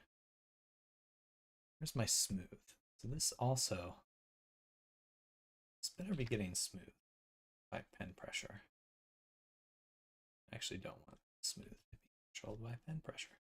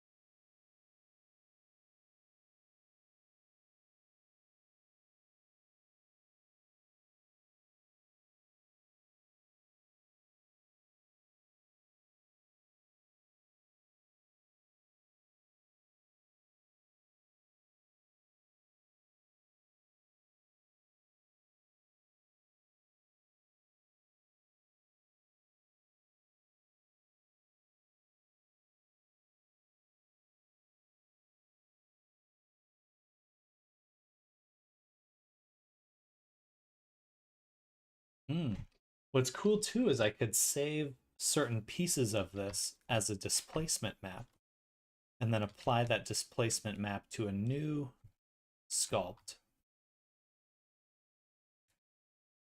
very easily.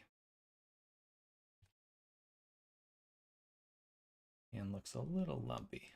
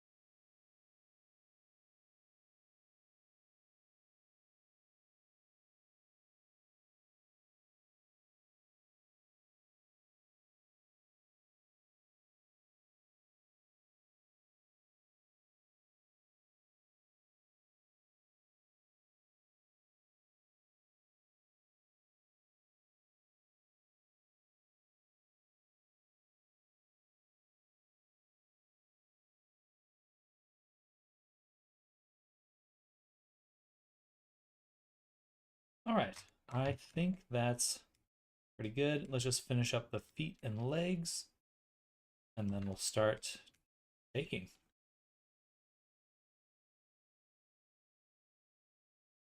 Turn off the radius for this one.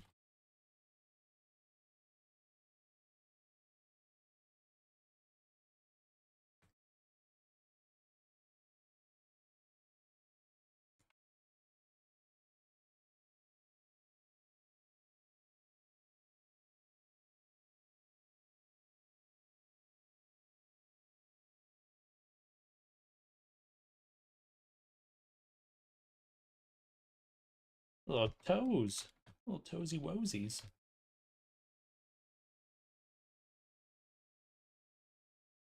And this is why I like the multi-res so much. It's because I can actually go in here and fix each of these toes.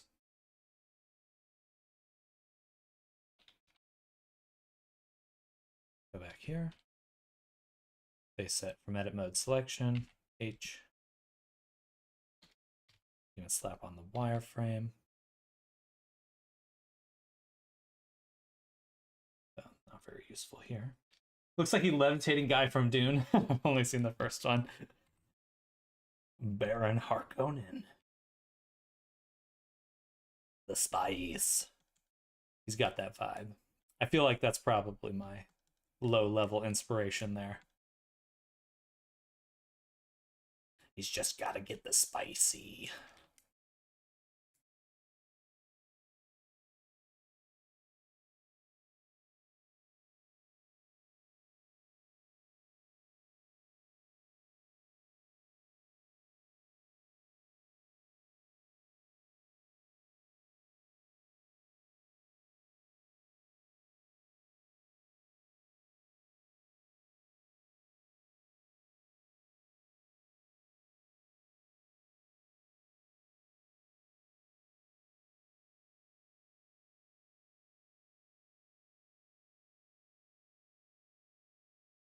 Fits with the sculpt workflow so well. It does. It really, really does.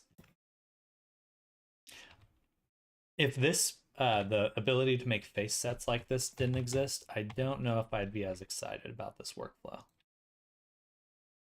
I need to go back and do this to my base template though. Section everything by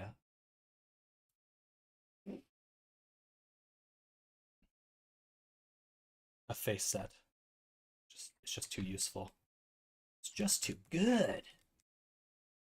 Gotta find a way to make money with this. It's just too good.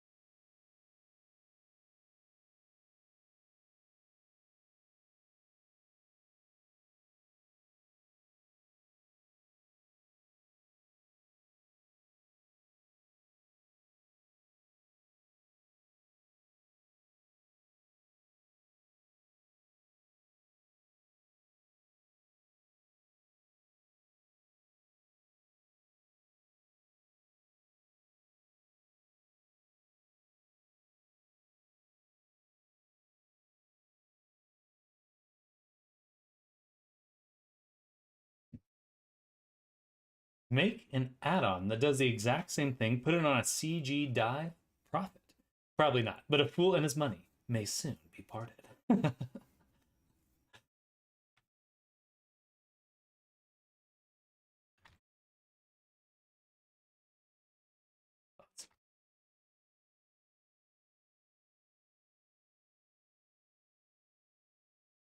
Bam.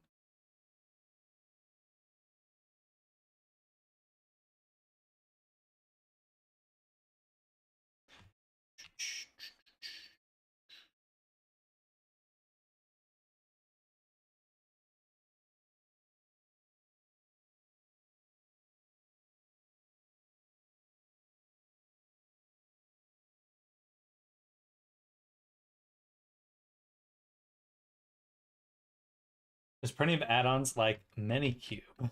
What does that do? Just give you more cubes to make?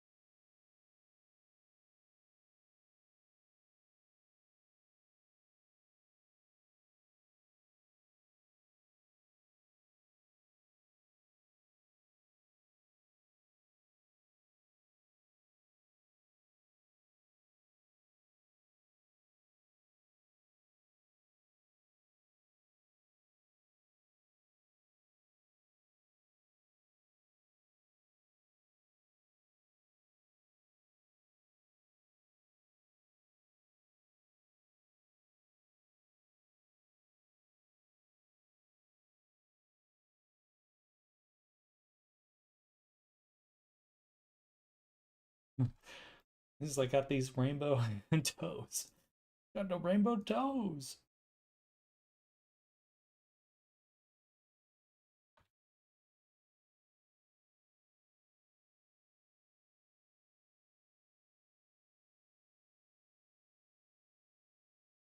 Tainted default cube with tainted default material pre-applied. Think of how many calories guy needs, and I think, oh, that's a lot of bards. Double rainbow toes. All the way. Across the sky.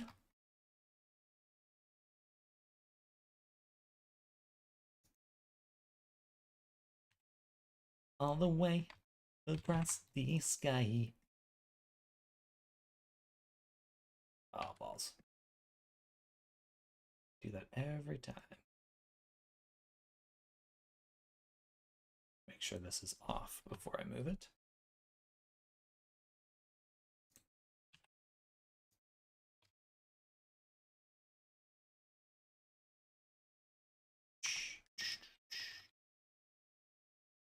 Oh, one question for you, Snardum. With the multi-res, can you not sculpt any level but the highest level?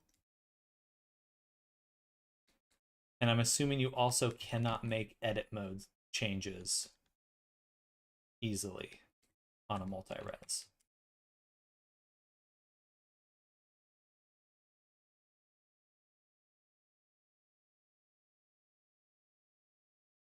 No, you can sculpt lower, but hold on with your testing. Gotcha.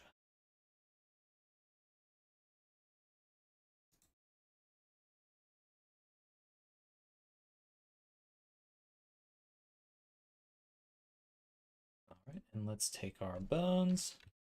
We're going to go back to editing the reference bones here. And we're just going to position them a little bit better.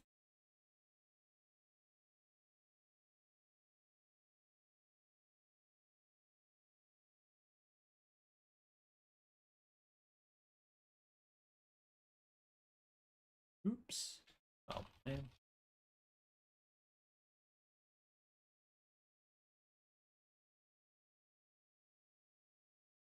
I'll run a test. Can go down a multi-res. Great for when you need to make large, gross changes to the mesh. Interesting.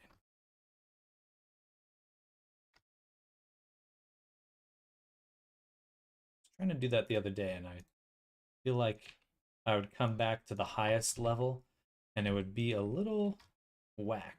Some things would be really odd about it. That's whack, yo.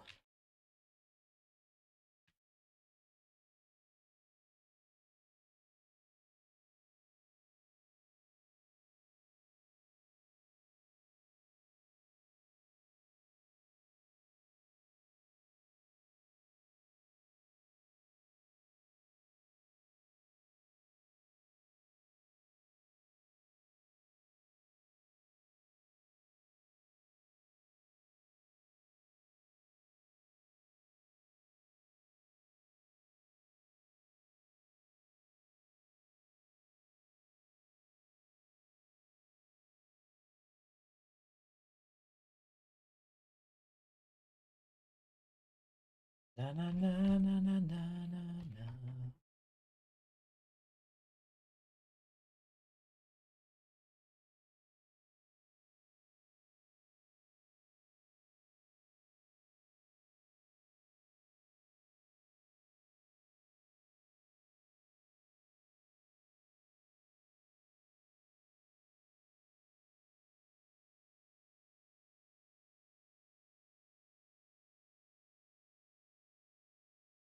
I just want this.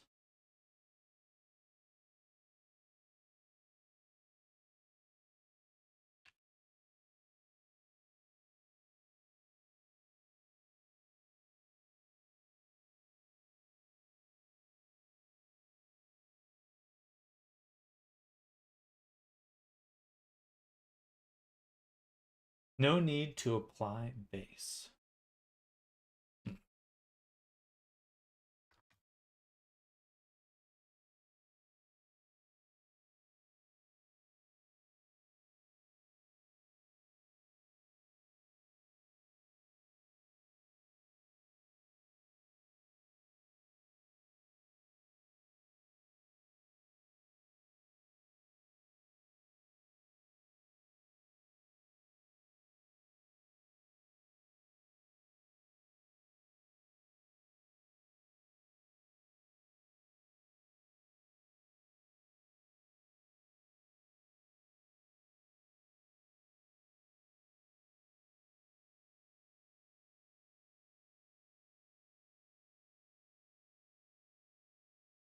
Just on the default cube because you do not delete the default cube. You protect him. You protect him with your laugh.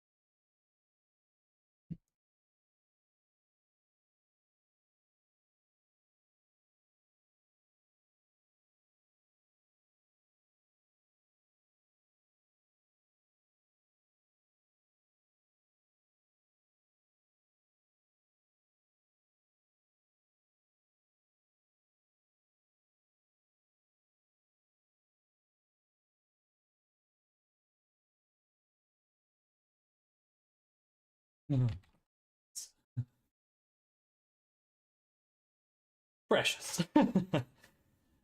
Looks like the highest subdivision does get whacked. If the geometry underneath it is sliding around because of the changes that were made, the details are still there. They just slid around. Okay, maybe that sounds like more like what I was encountering. Oh,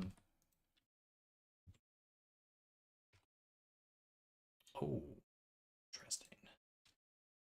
That's not what I want.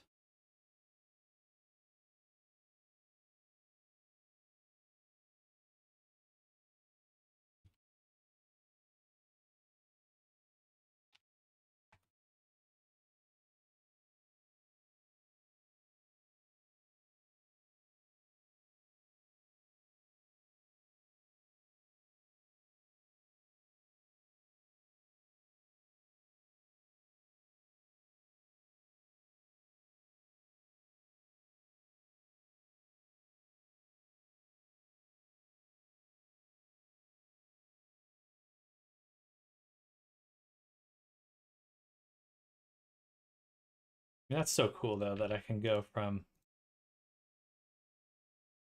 just like a base to this character so fast. That makes me really happy.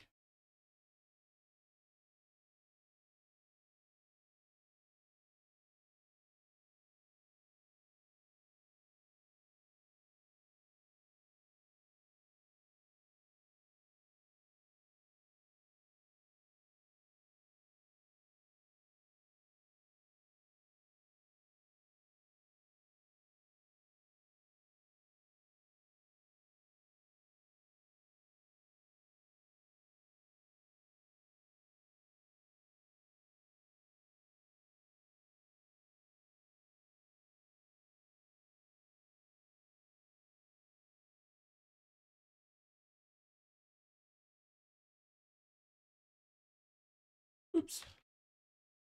Something. Oh no, that's fine. I broke something. I did not. Is cool indeed. Not having to go through the reach topology steps since that's all worked out now. Exactly. Exactly.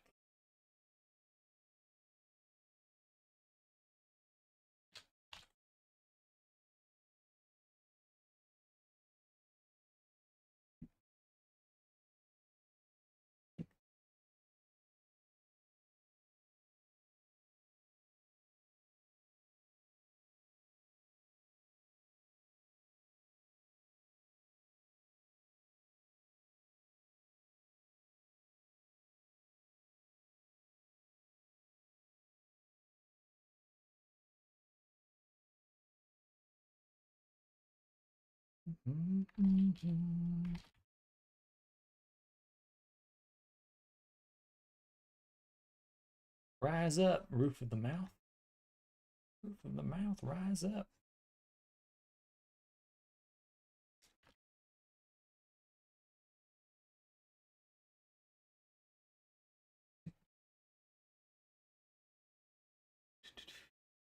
Stable on YouTube, but you can also use it if you prefer the normal retopo flow, since you can make use of retopo to store information and unsubdivide as long as you have the proper topology. Yeah, I think as long as you know that your low poly is going to unwrap nicely, or you have a system for that, like you're right as rain with this workflow. It's so good. So good.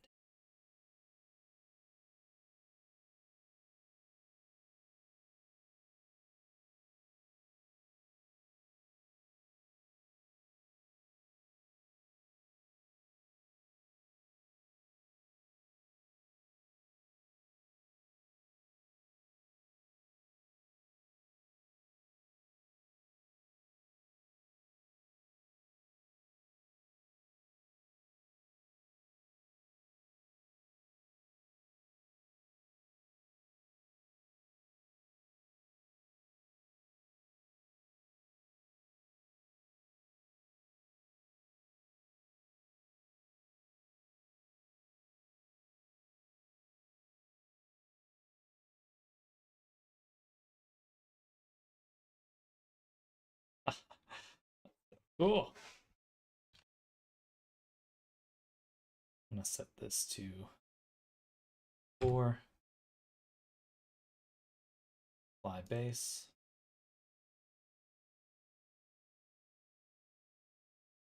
Set it back to 1. Open the mouth. And then see what it looks like. Yeah, the rigging gets weird, the higher res. So I want to smooth out the lips quite a bit. Still very jagged, but I like the mouth interior.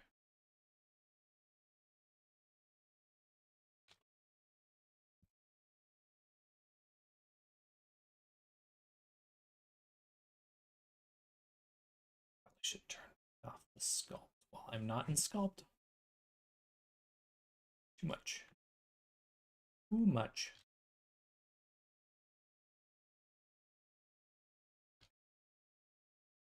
Soger is in contrast to ones who never miss leg day and is totally jacked and is a bar daddy. Well, he'll take that compliment. Bar daddy.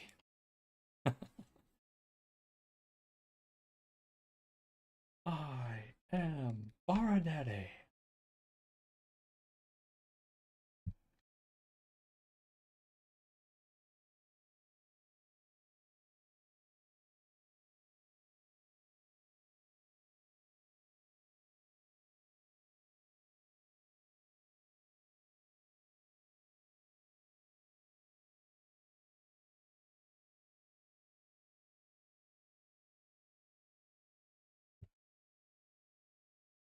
Awesome. Okay, I think we're at a good spot here. So what I'm gonna do is go to animation Just layout, actually. Go to layout, horizontal split. We're going to go into, sounds good. We'll go to, oh, I should have, oh, I have to go to dope sheet. And then action editor. And we're going to call this bake those. And we'll hit record on everything. Make sure we have saved. So location, rotation, scale. Then we'll take the legs. Actually, we'll switch them to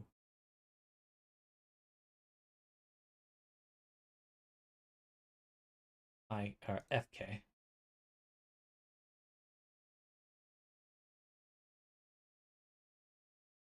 Then rotate these out. Probably the arms too. I see.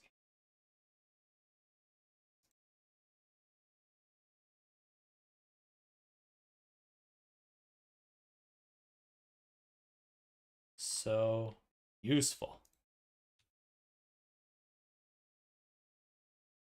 Oh, I can rotate the jawbone? Funny, I didn't know that. I don't think I actually want to open the mouth though. Just do that.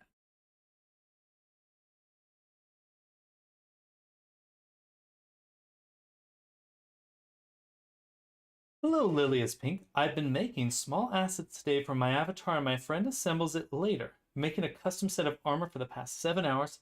Found a pre-made asset for the last needed part that I'll attach tomorrow. Might work on a custom weapon soon. I'm finally excited about creation. In VR chat again. Good. That's good to hear. One of us. There is a lot of satisfaction when you're working with other people to make something. A lot.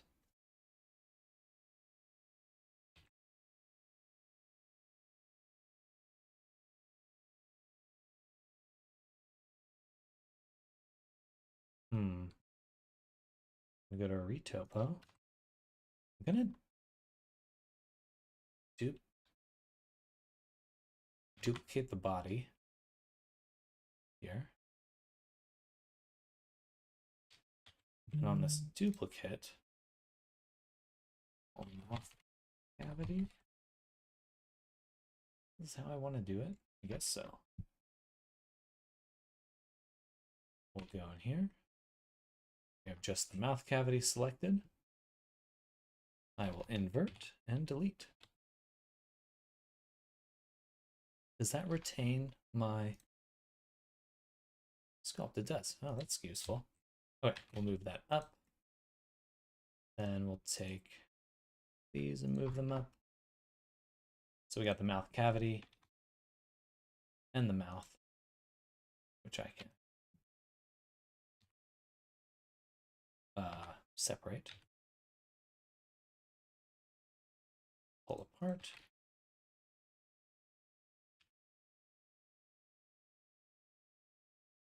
That'll let me work on those separately. Toothless is a human, Lamau. Woo!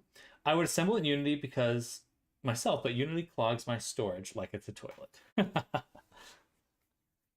That's exciting. Toothless as a human. Charming. I feel some fan fiction shipping is in order. And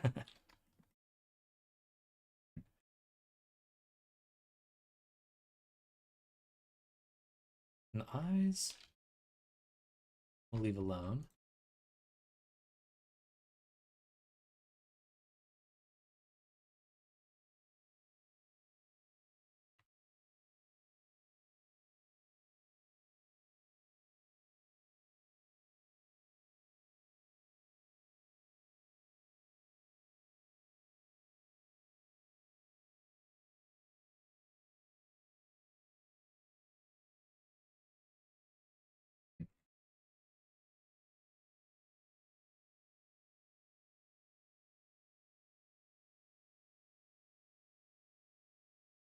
I do have ambient occlusion on.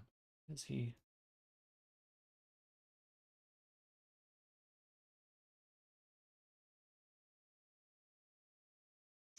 While there is a limit with inward objects in the same mesh, I'm not sure it's a problem when separated, but I haven't baked in a while. Just has such godly performance, I can't even remember what's real anymore. Yes. And R2, multi-res this time though, no competitors for now.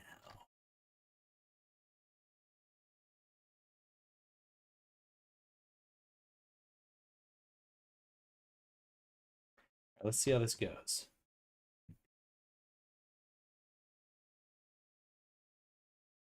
So this is, what level are we on? 1. This should also be on 1. We'll take everything, export into Substance Painter v2, up 1 folder, Substance Painter. I just have body. Should have called that Goblin body. This is the Ogre body.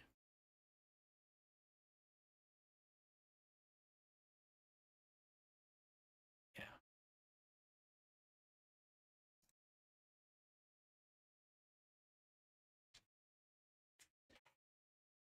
The step is super important if you want to get baked proper.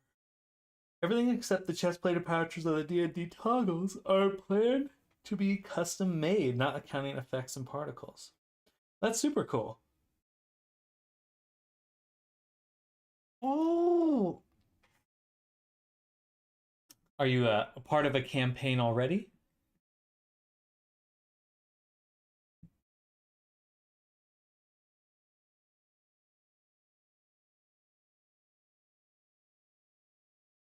Uh-oh.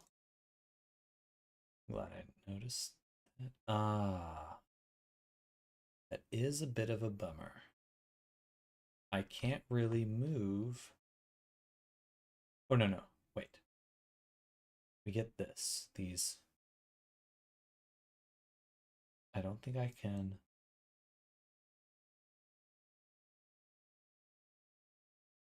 move him without creating some artifacts.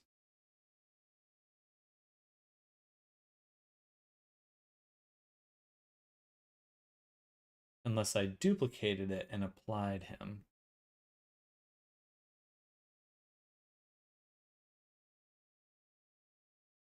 No, the weight painting artifacts would still be there.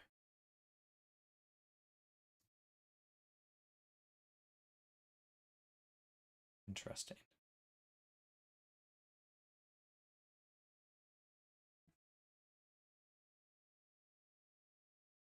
I don't know if I can do this open pose then.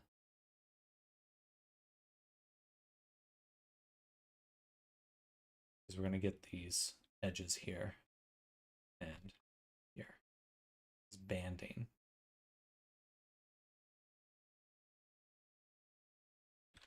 You can see it here too. There, there, and there. It's because everything in that band probably has the exact same weight. I wonder if I can smooth the vertex groups.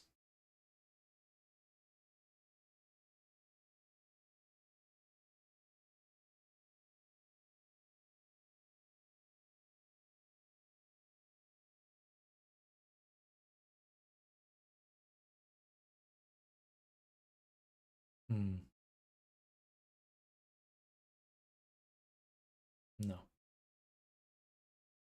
Okay, so that changes. It's either that or I do multi-res after the armature, which does get me a small, less artifacts, but sharper ones. Funny trade-offs. Let's try this for now. Okay, and this will be the high poly. Bam. Export.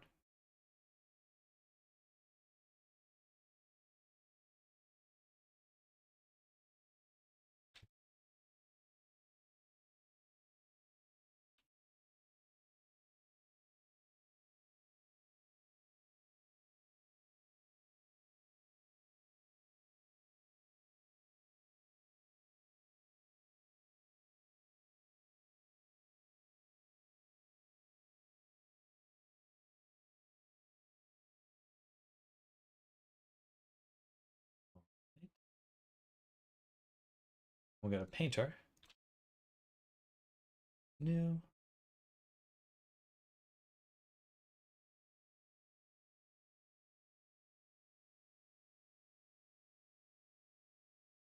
Ah, never mind. I guess it doesn't export the posed version.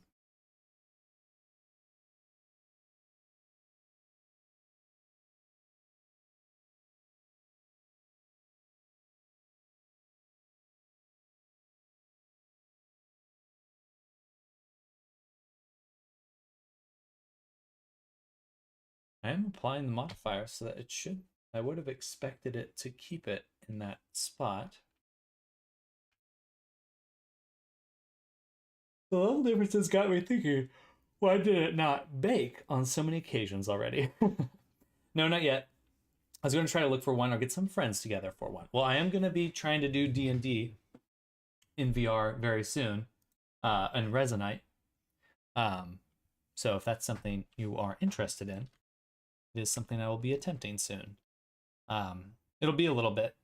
Probably, I was hoping for this Friday, but because I ended up just resting the last few days, maybe we'll still plan for Friday. We'll do some sort of like combat session because I'll have the ogre done, I'll have the goblins done, or at least their bases done.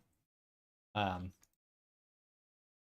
we should be good to start testing some stuff. Some stuff.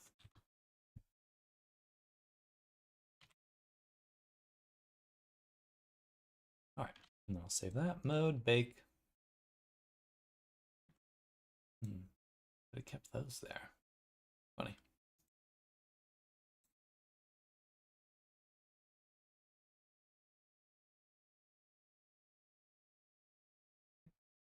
We do have these marked sharp. That could be a problem when baking as well.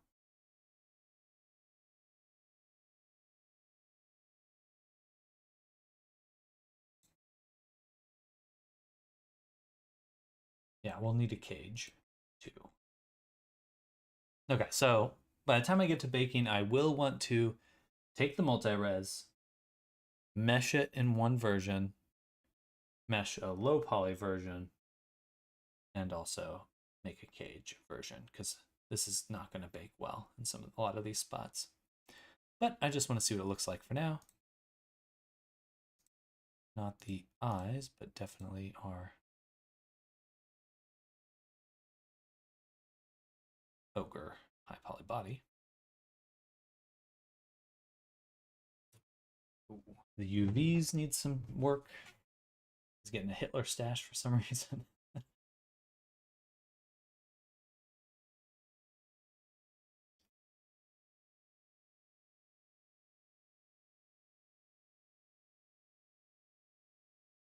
But overall, quite good. For what? Like 2 hours worth of work? Dope.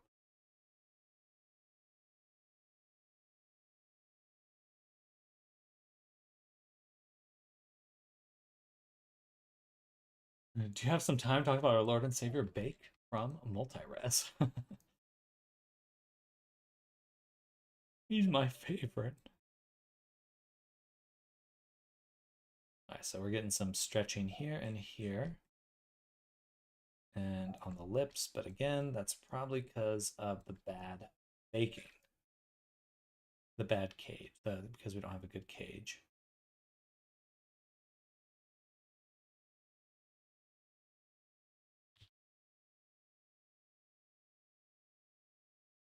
So in here, I'm going to select this, unwrap just this section.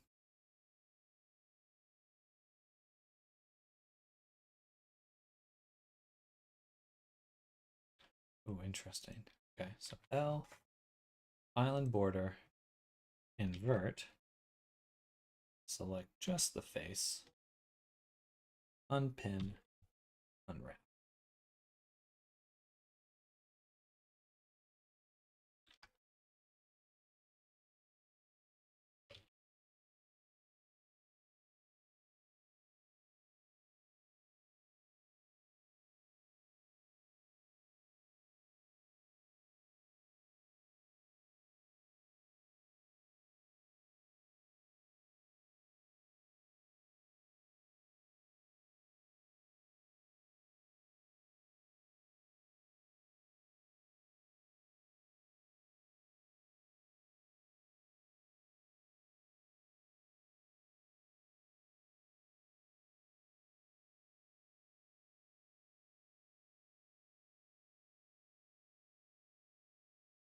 He does remind me of those realistic textured pillows in some VR chat worlds.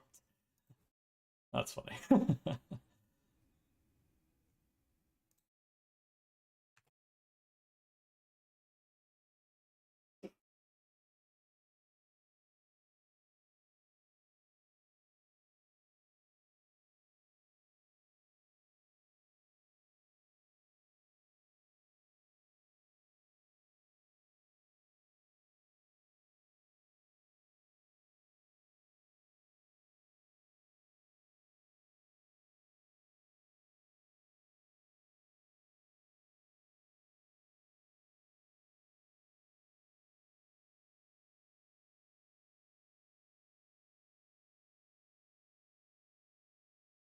Much better.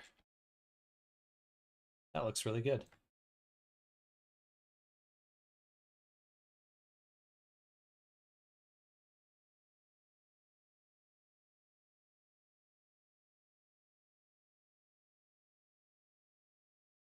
And he should be like 9 feet tall, maybe 10 feet tall. They should feel quite large.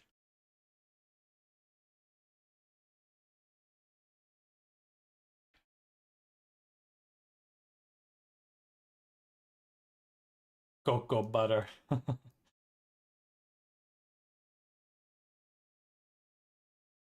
Cocoa butter. That's no good right there. Crunchy. Crunchy.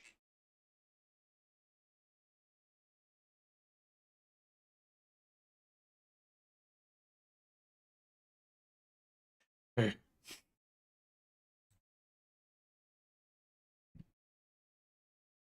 Oh, that's the eyes.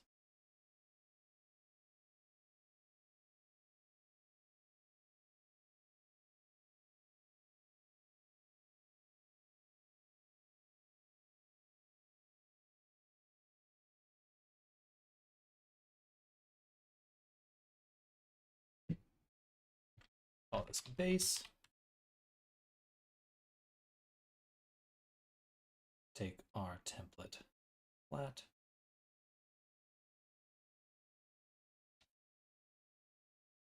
Drop it right here.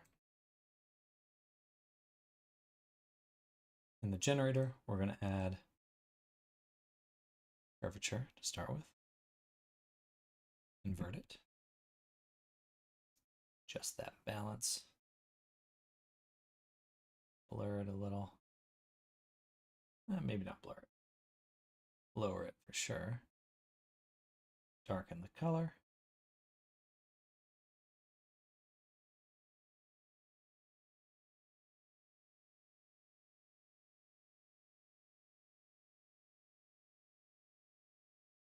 Put some lack of roughness.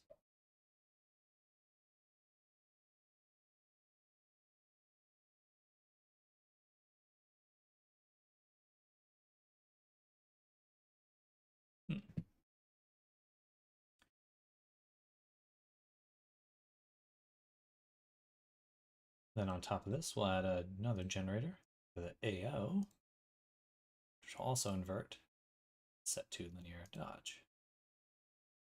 And so now on the base level, should get some nice shadowing just on the basic colors. Awesome.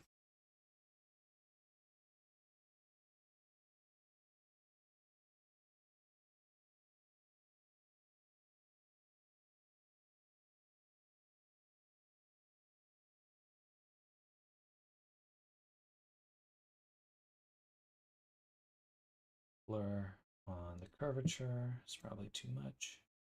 We don't have any blur. Why are we seeing this? Curvature shouldn't be blurring. So that's the balance.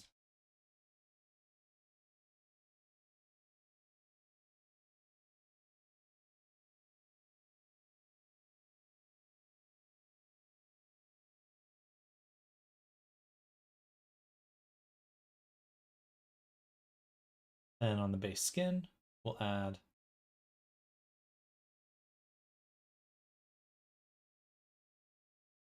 a little bit more glossiness.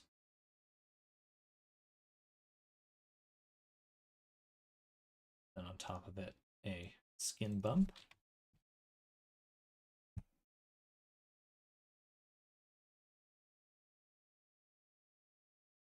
That I fill. Noise.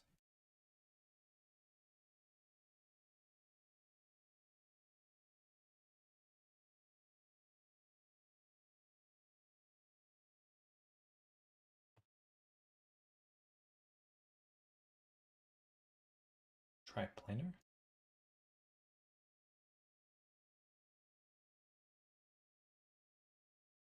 Tile it 4 times.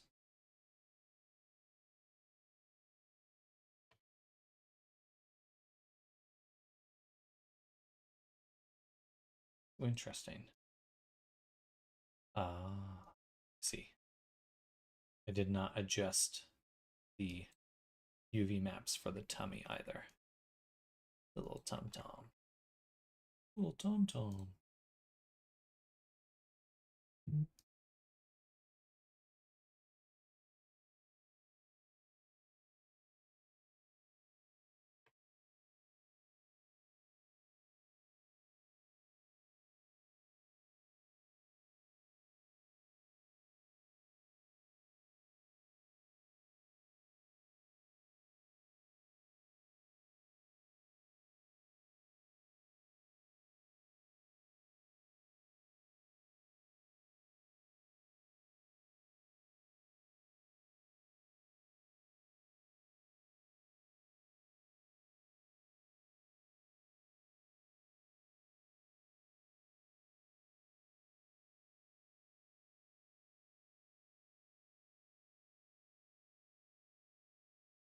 Cool. I think I'll be able to automate a lot of this down the line.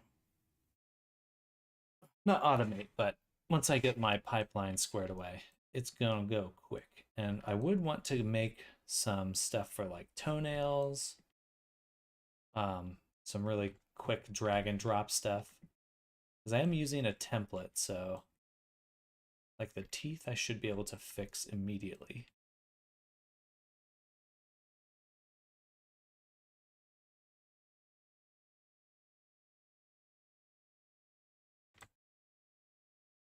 And I would love him to look a little bit more fleshy, more orangish, palish. That.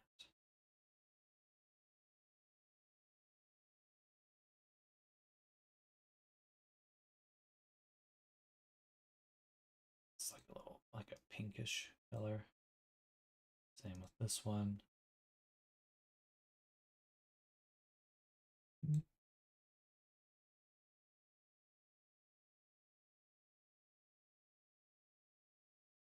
All right, to fix the stomach, go back here, tab, select the torso. I don't know why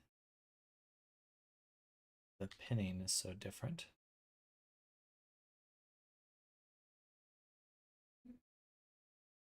Some of it can stay the same.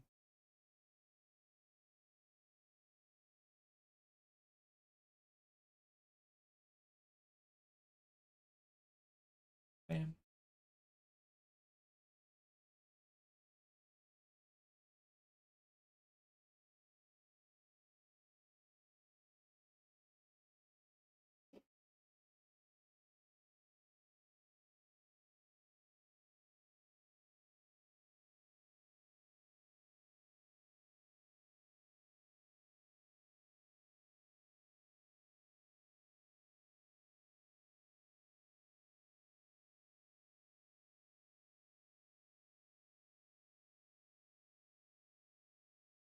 It's dark. And this here is way too dark.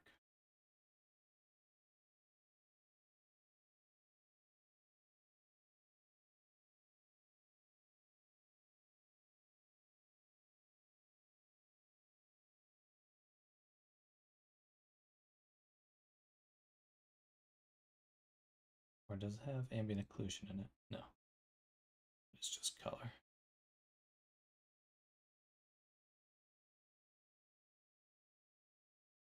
Hmm. That's frustrating.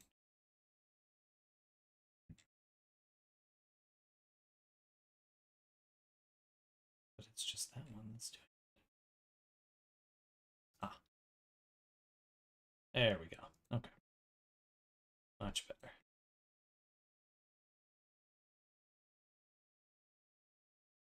Ah, super cool.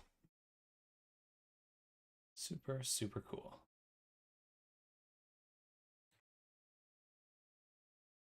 And then I think I can fix up this side. Probably through the triplanar projection settings.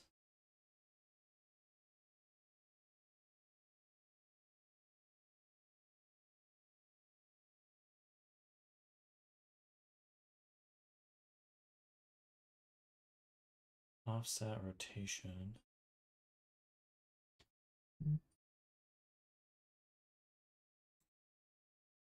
Doesn't help too much.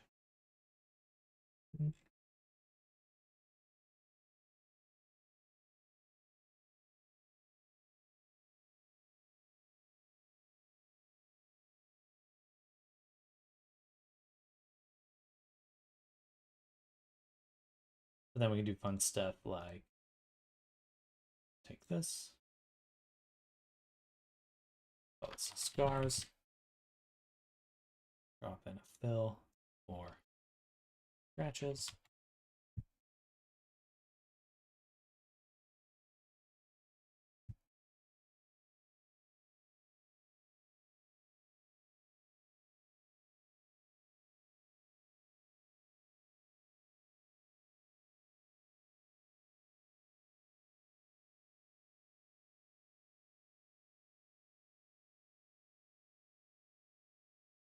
Hmm.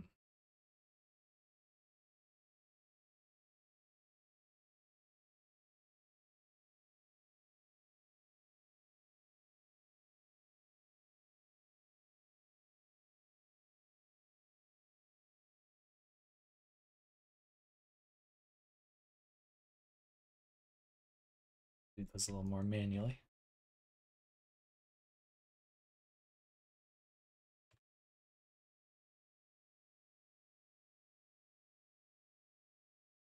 Cool though.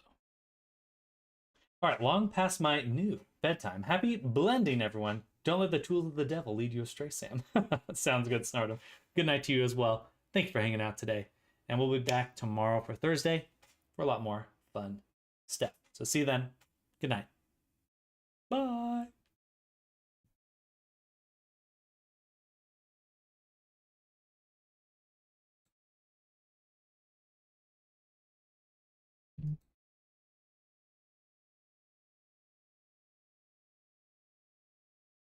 Cool. I'm super pumped. This is coming out very well. Some tweaks need to be done right here. But overall, exciting. Just making really good workflows.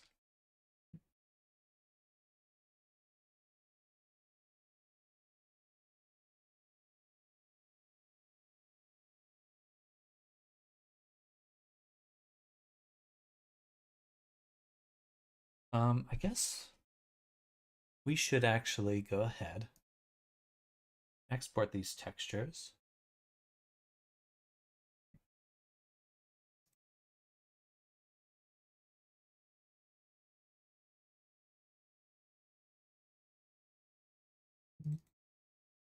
Say exports.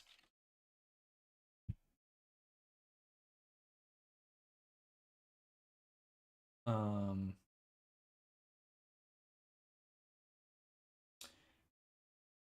Wyoming V8 should be fine.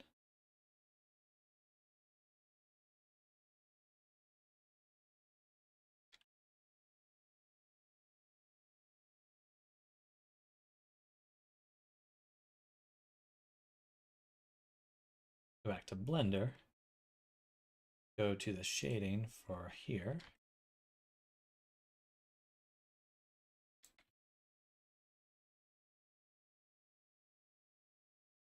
Shift Control T up.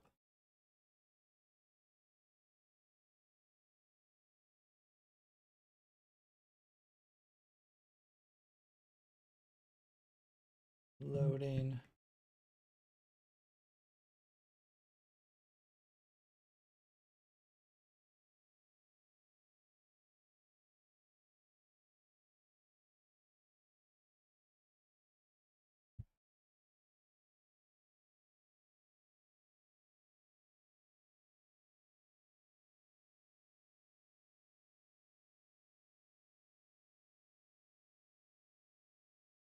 Yeah.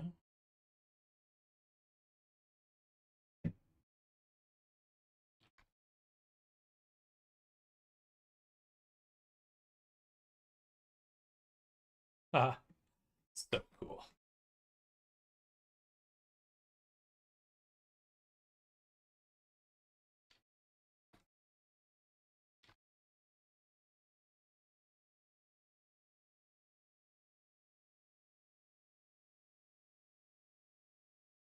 Wow. Man, I really have leveled up. That's awesome.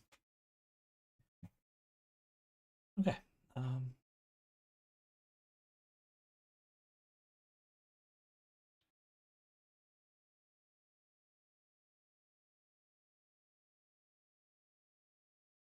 I guess we'll go ahead and get rid of the big pose for now, because it doesn't make a difference. Getting these done so fast too. I'm so excited by that. I was really sad the other day when I was like, oh, this AI workflow is not going how I'd like it to. And it's like, just turns out like, hey, is it going to be an even better option soon?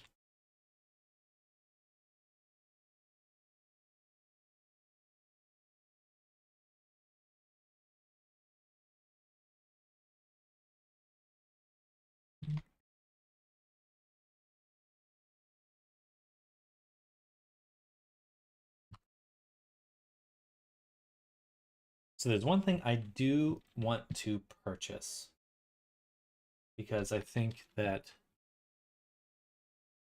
it will be worth it.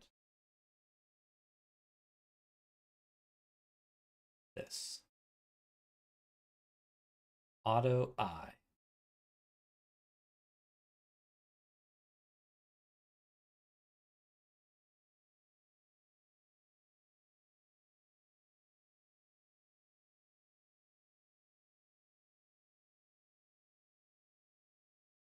I think that will be worth getting.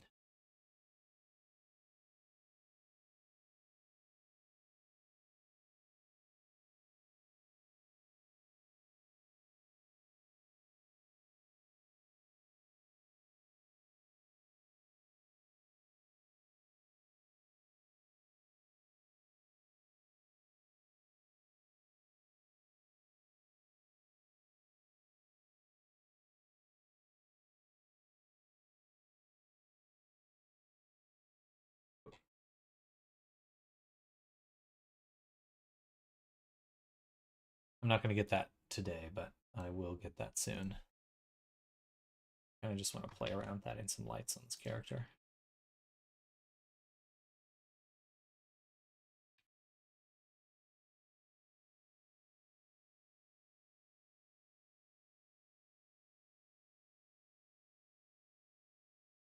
Yo, that's awesome.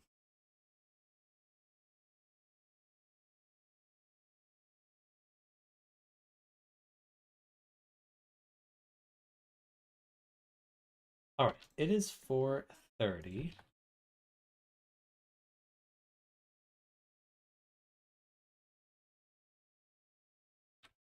I think. I'm not going to end it just yet, but I will stop my work on this character for now. And we'll pick him up tomorrow.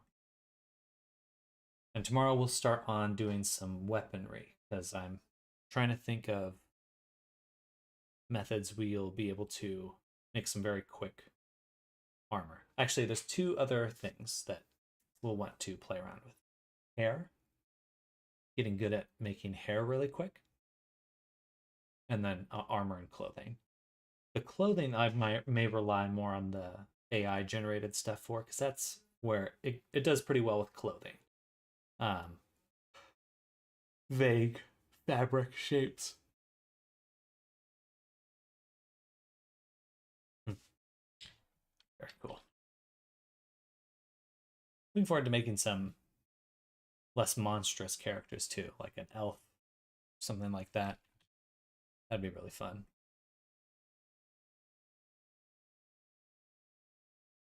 But I do want to go back to my body template.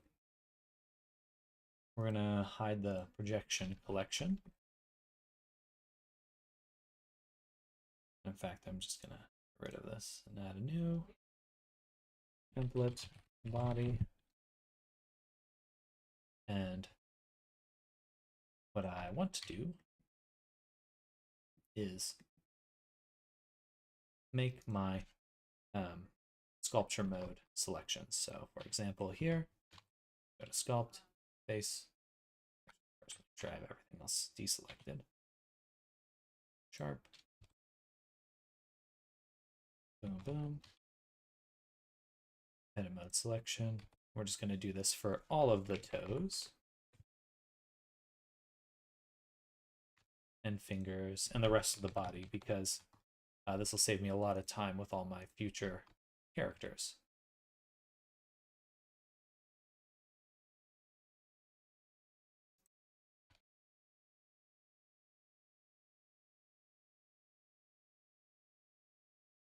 Hello, Innocent Ram. Welcome back. Hello. Howdy, what are we working on today? So we just finished some texturing on this ogre character that we've been working on since for about 2 hours now. So we're moving pretty quick. I've been kind of developing a workflow that I think is very promising. This character is fully rigged, fully UV unwrapped.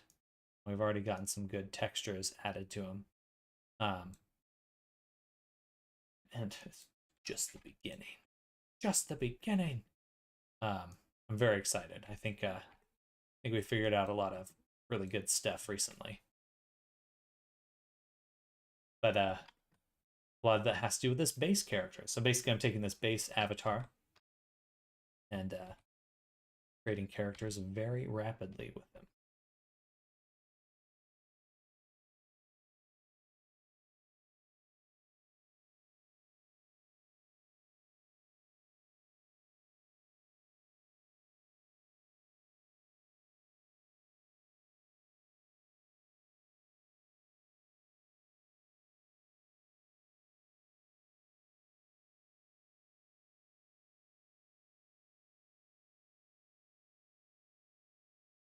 But welcome back. I hope you're having a good day. Working on any fun projects, Ram?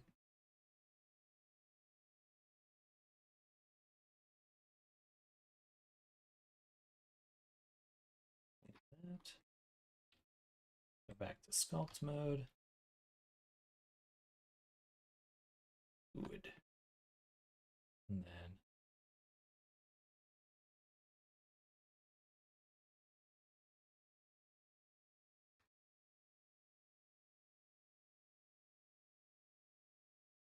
fingers now.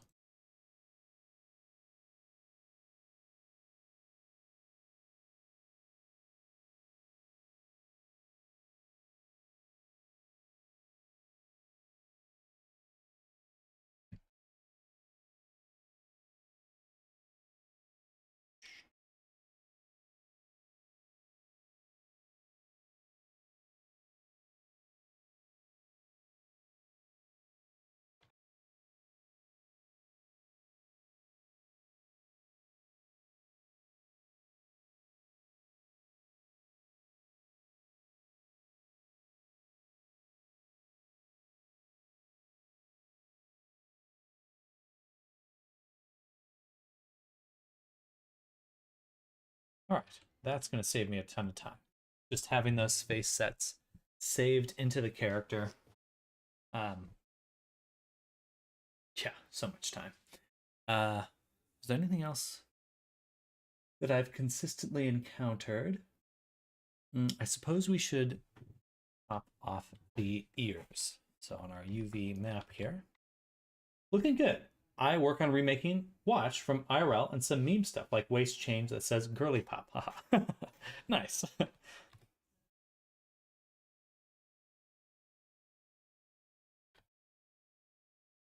Going to delete this. Squish it this way.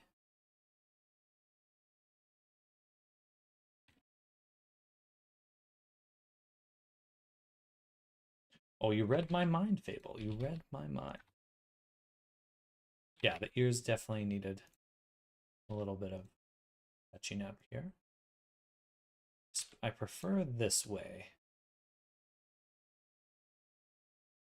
for ears, I think.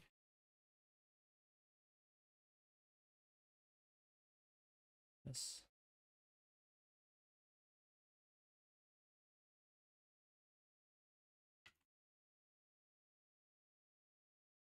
That makes just a little bit more sense this way.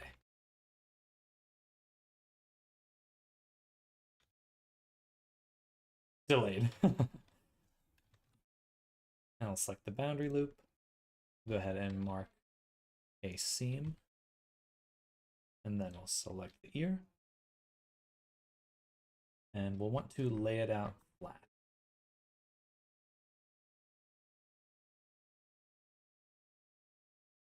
So we'll do this.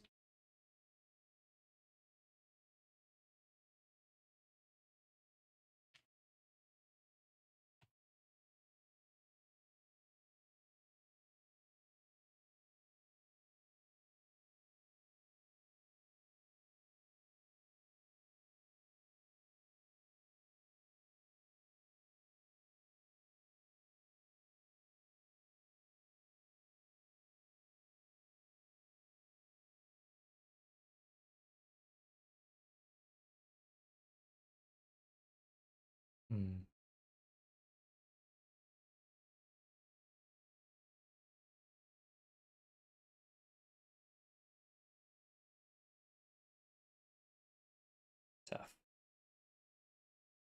Where do I put?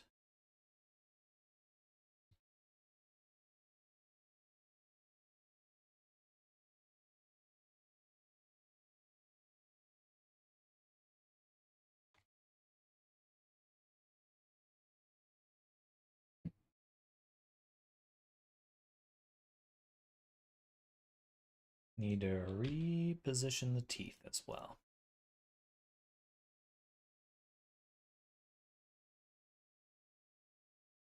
I think these got to go here.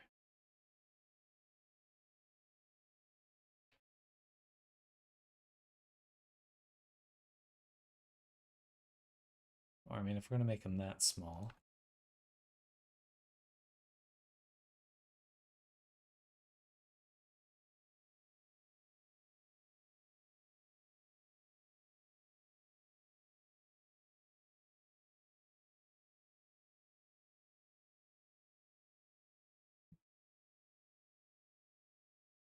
All right, not a lot of room there.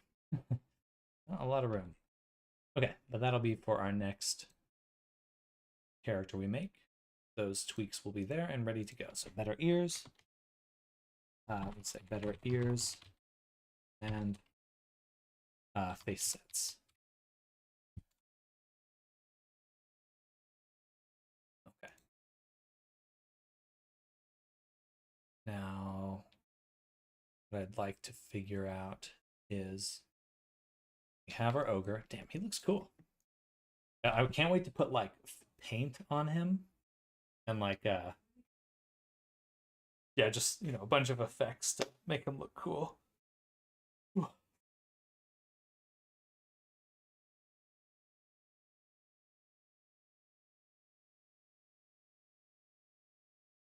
We made these teeth recently.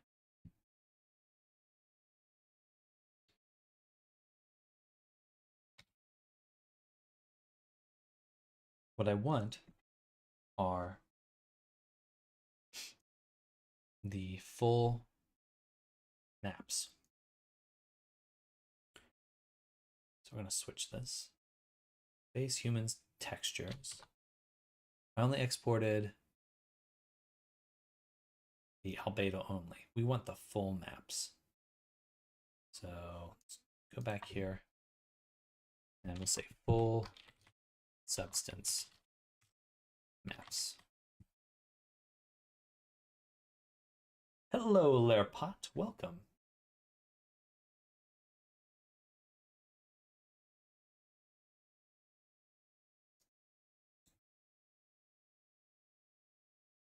Stager. Document channels with AO.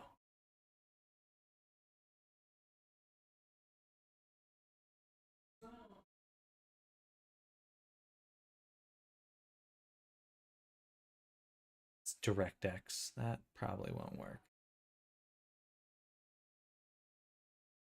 All right, let me see. Go back to the ogre. And we want to overwrite the... So this is what we're overwriting up top.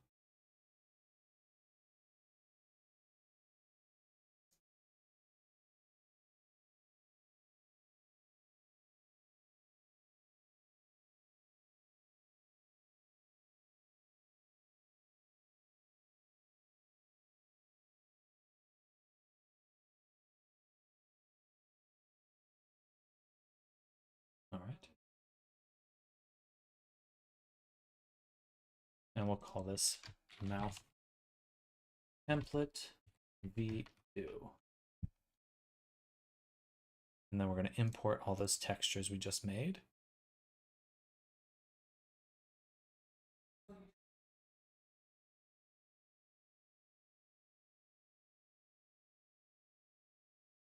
Should work.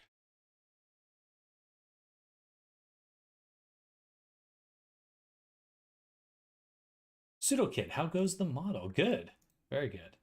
We're trying to get the mouth fixed up right now before we end the day.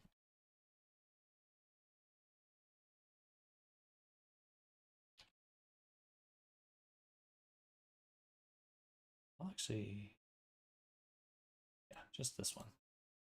So I can save a smart material. Yeah, we're trying to overwrite all this stuff right here. He has such fidelity and detail than the villagers you made earlier in the week. He does. He really does. I'm very happy that we're able to... Like, I kind of felt like I was going backwards, and suddenly I find myself like I've jumped like way far forward in my progression. Gonna be able to make it. Oh, absolutely. I mean, he's fully rigged already. We're getting textures on him. He just needs some armor. So that's the next step, is add armor to him and paint him. I think we can create a few paint variations, which is cool. Drop the base color in.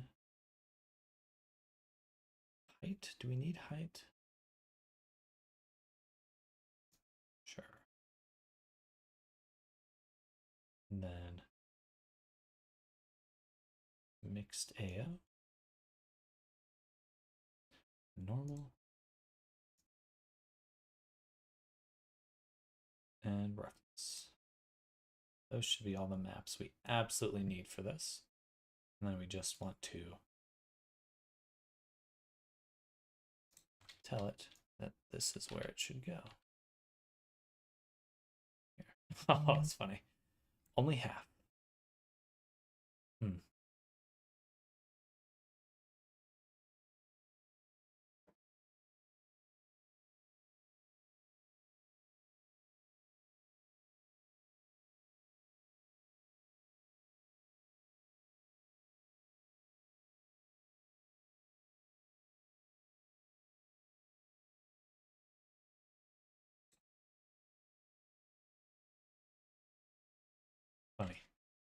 How do I do that?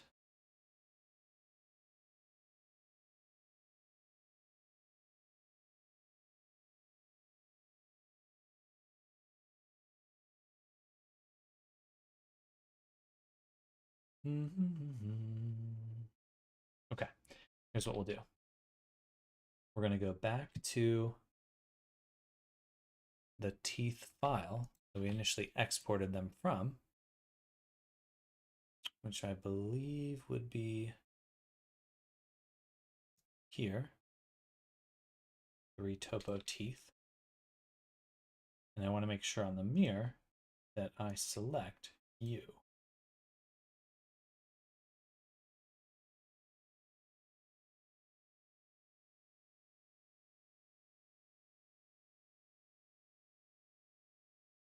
Okay. Then we'll export. Yeah. To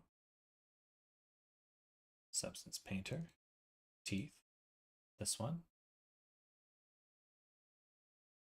Overwrite it.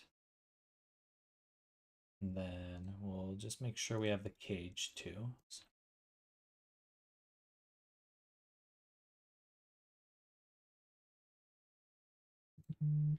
I might have had them added on already.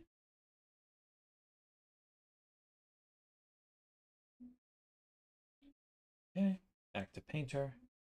Open up our teeth file.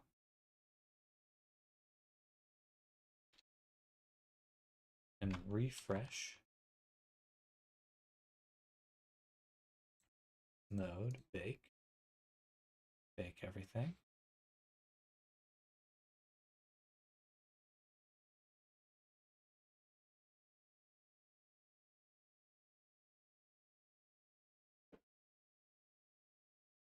Turn to painting mode. That's a little annoying right there. That must be from something. Shadow. Just paint that out a little.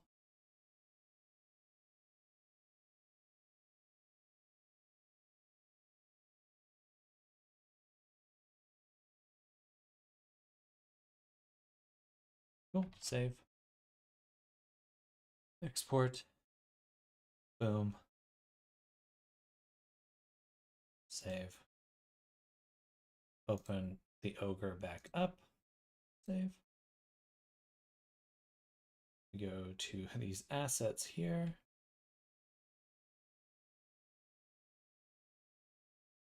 Reload. Reload. Reload. Load. Load. Load. Cool. Now I've reloaded them. Then I need to go to this layer and drop them back in.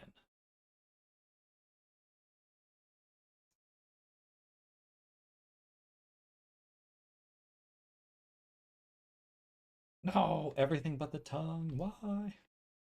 Why? Maybe didn't select everything. Or did I just not notice that I was missing the tongue in the previous step?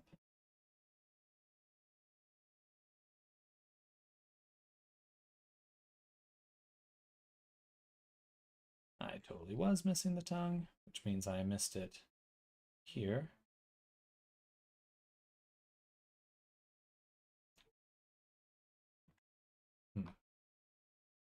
No, I missed it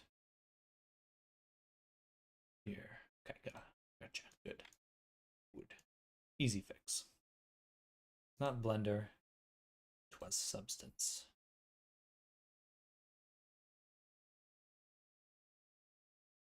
Tongue was 0.5. Oh, hello, Shatter. Welcome. Oh, tongue was 0.5 on the last one. Yeah, I think I just forgot to grab the mask there. Now I have to reload all these images.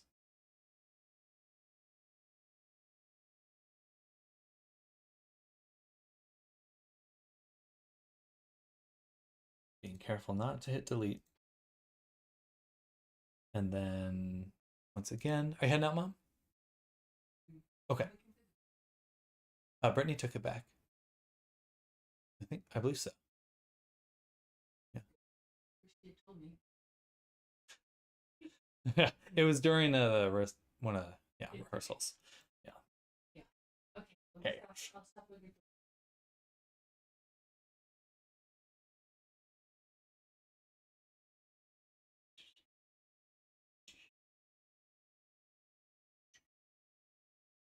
that should be it. I might as well include the metal too. No, there is no metallic, but all right. Now, have that. The only issue is that it's really strong on the lips.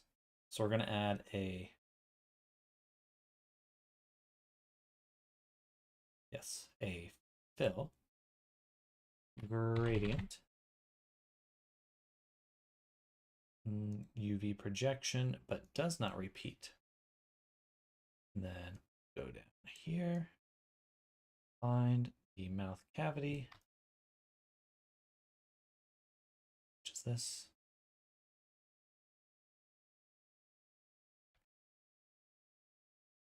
And this way. All right. This allows us to say there should be no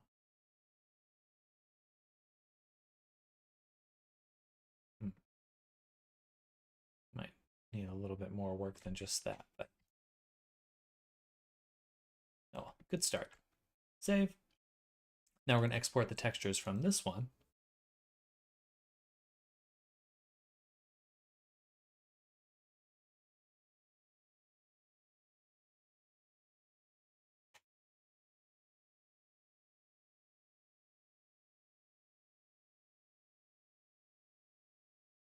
And then we can go back to our Ogre file.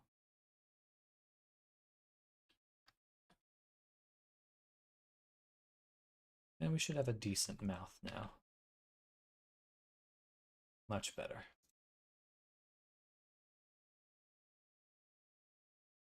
This guy the first boss fight? Pretty much. Pretty much.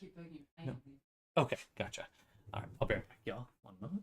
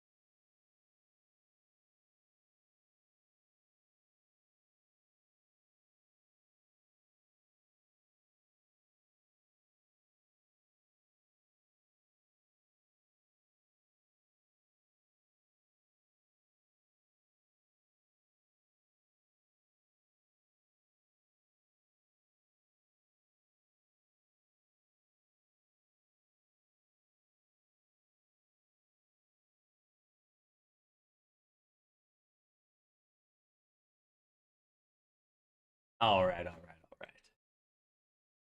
There you go. Here. I want to see how he moves.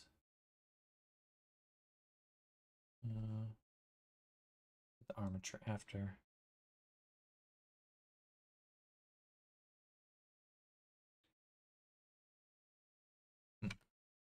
All right, I have FK on.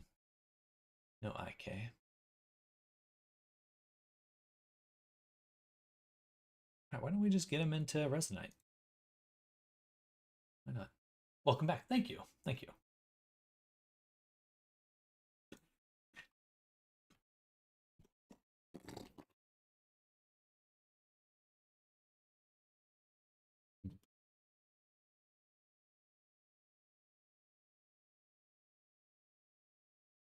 Yeah, I want to get him into Resonite. So we'll go ahead and do AutoRig Pro FBX export. How did I do it for the villagers?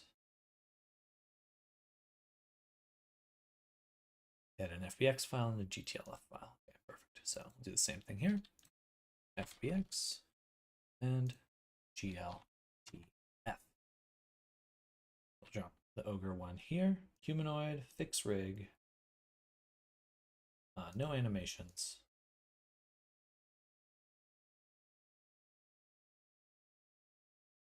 So vice themes are a thing in Resonite. They are.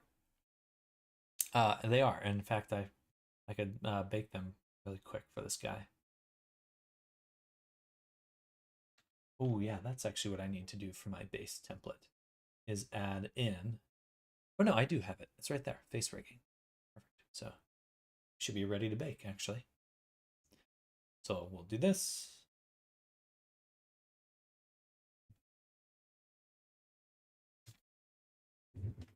But the cool thing with Resonite is you can be really flexible, as I've said before.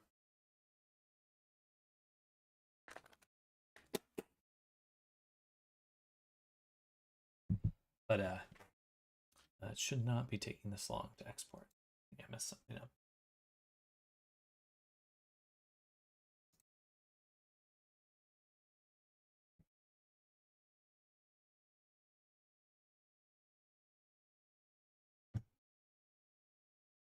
Interesting. Veil VR, the multiplayer VR shooter, just followed me on Twitter. Funny. I'm assuming that's just further marketing, but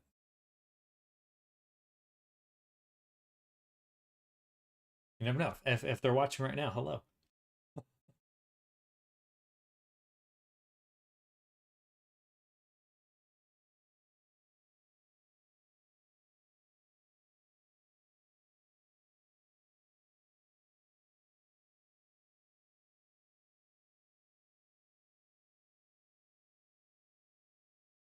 Should not take this long to export. So I think I exported the full multi-res version. Sweet dreams.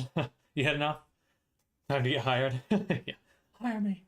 I would be more interested in if they have a shop for skins.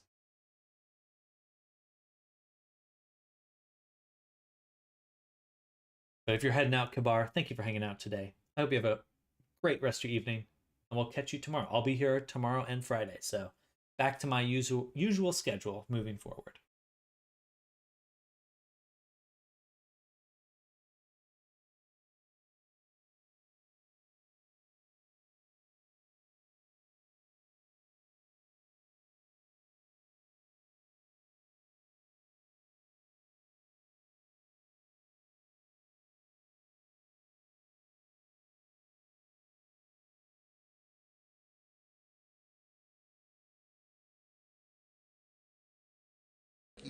Bullpen, but then he got. Oops, sorry.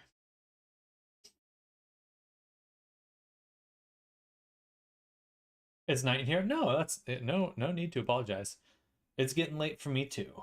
It's getting late for me too. I guess if I have render on, that is what it's going to export as. I'm assuming that's why it took so long. Ah. let's go ahead and do save copy. We'll do 2 free export. And I guess I'll just say apply the multi-res. Then go to face rigging. Make sure the armature is called rig. Add the shape key baker. It does say anthro. That still works perfectly. That's awesome. Look at that. Look at that. Watch. Biseams. The only one we really want to change is probably the blink. It's a little too strong. And we'll actually change it to ogre. Record. Tab.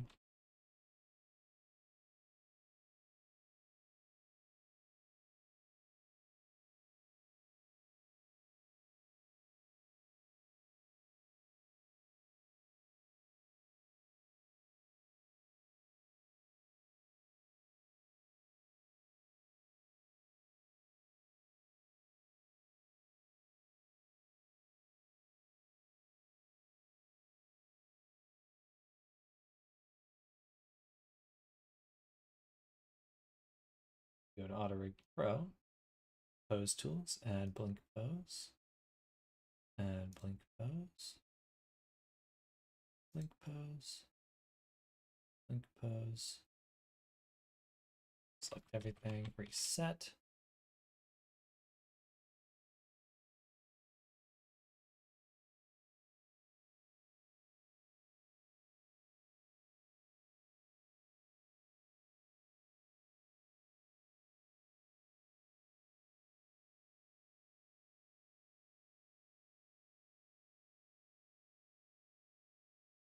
Now it blinks a lot nicer. Copy those two. Turn off mirror. Left.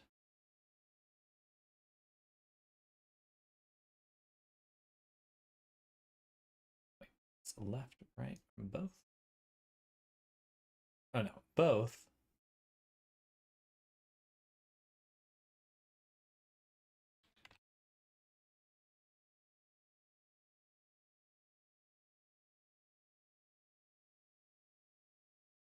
There we go.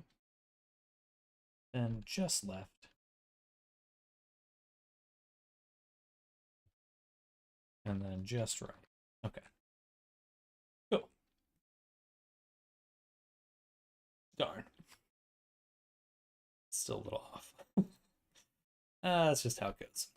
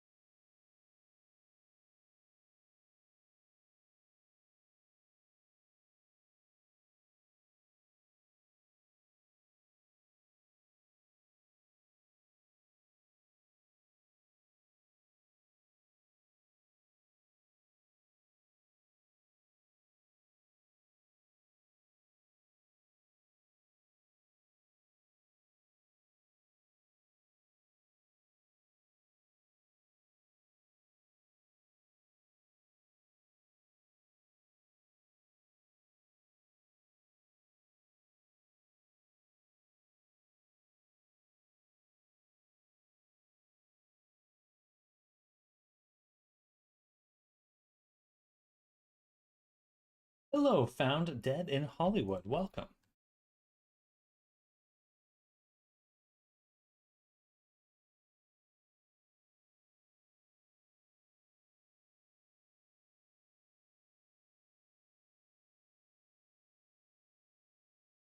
We are currently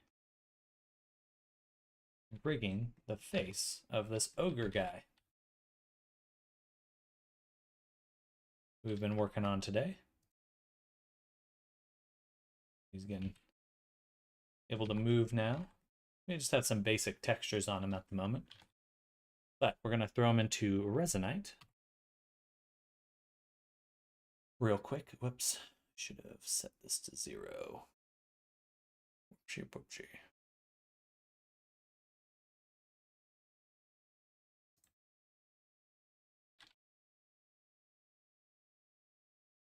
Should be fine.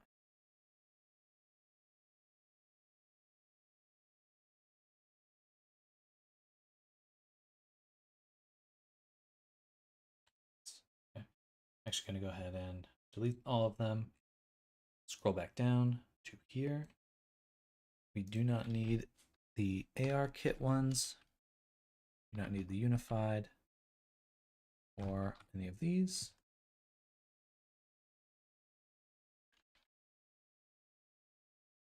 We'll bake one more time. Should be a lot quicker.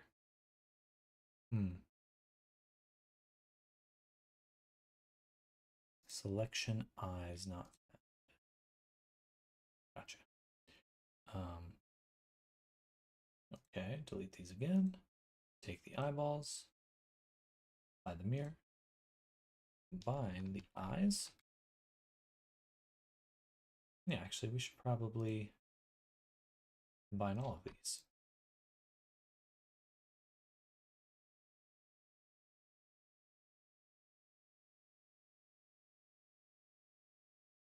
So we just have body.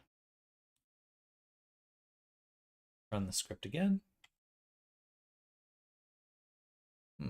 Should have an eye selection.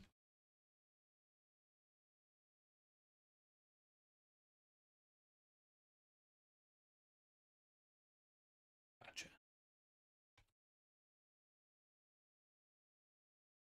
So this copy, paste, was just named group. So the name's missing from my base template. Boom. Good stuff. All right, now it should be working.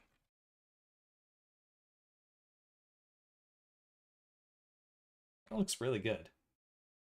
Fuck yeah. Fuck yeah. All right, now we can AutoRig Pro export.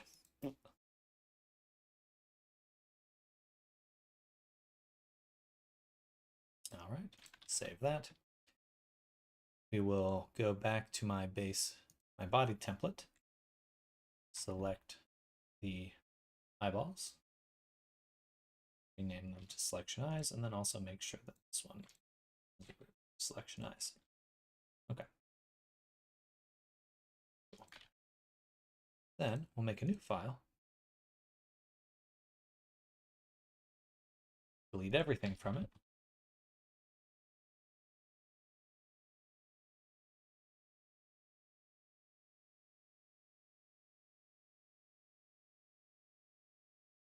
And we'll call this Goblins GLTF. And what we do here is import FBX files, the ogre. He's looking good to go. And we export him as a GLTF into the same folder. No animation data. Everything should be good.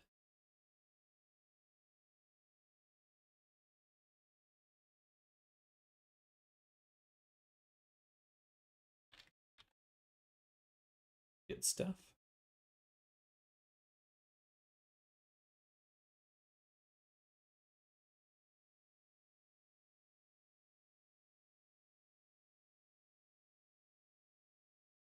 We can close this. We can close Painter. I might as well close Firefox for now. And we'll do a quick jaunt into VR, and then I'll probably be calling it for today. But we're at least going to just get this character in, and I'd like to compare him to my previous characters.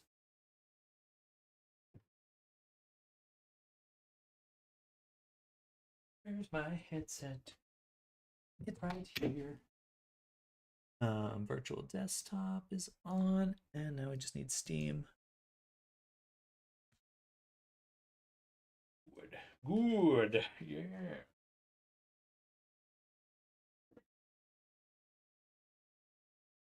And I'll take these. We'll just stand for it. Just stand.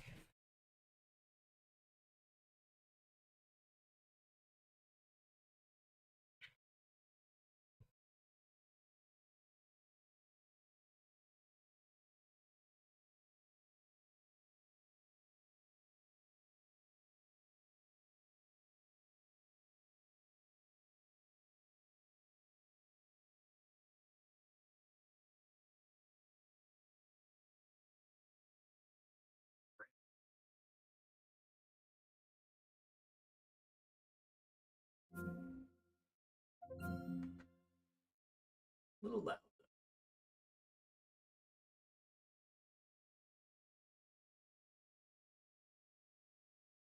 Okay, turned off that. Oh yeah, and I can grab my desktop.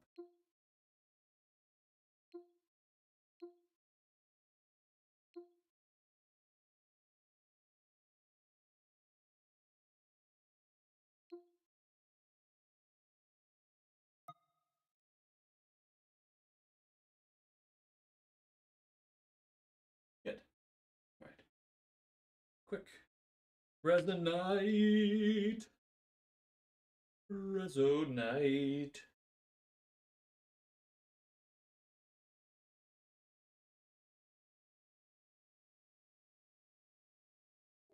And one thing to check.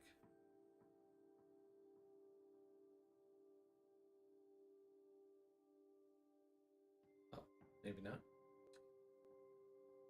Should just load me into my, yeah. Yeah, it's just laggy. Just laggy.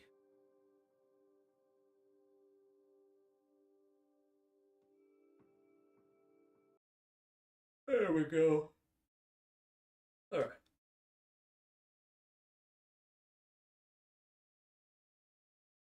Cool.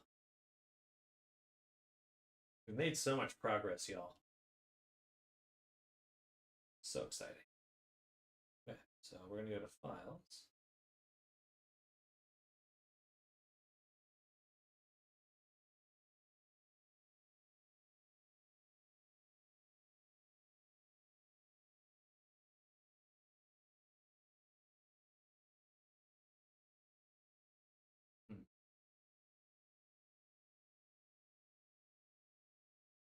I don't see my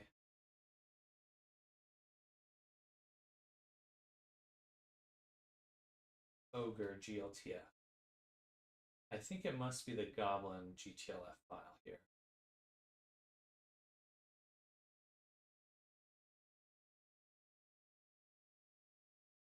Yeah, just go for it. You should be pretty big. Oh, excuse me.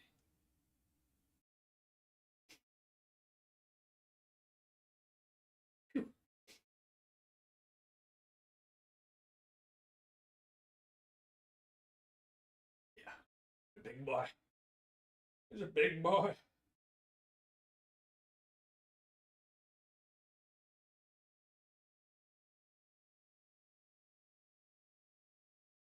Pointy nipples. I think it's loading in his textures right now. His normal map just loaded in. He does have butt pimples. Important stuff. Assuming everything else is still loading. Okay, let's bring in the avatar creator. And we'll just scale that up right there. Maybe not quite as big.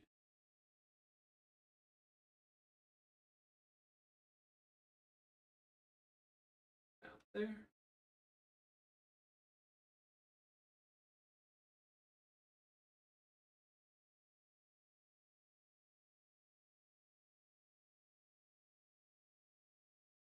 Good stuff. Give me the hand. Give me the hand.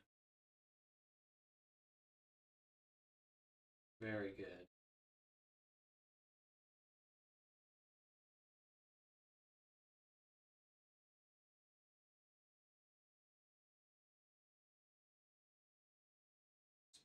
big. Oh. Did that too much.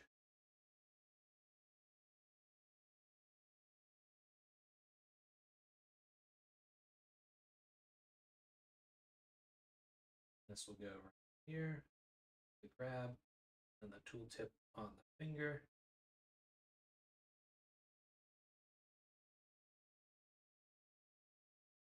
All right. And that looks on. It's too big. I don't want to adjust it now, but I think I have to.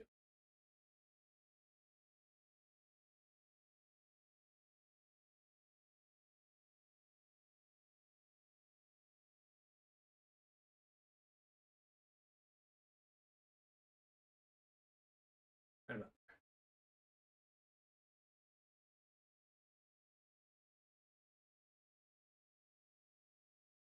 Cool. And oh, good. His skin just loaded in. Nice. Great. Scary.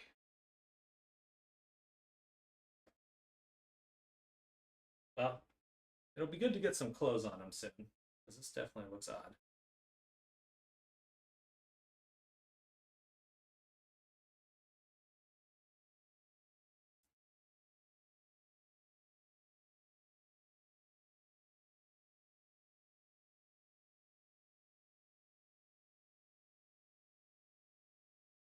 Looks very realistic, though. Don't you, boy? All right, go over there. Actually, no, come back. Let me see.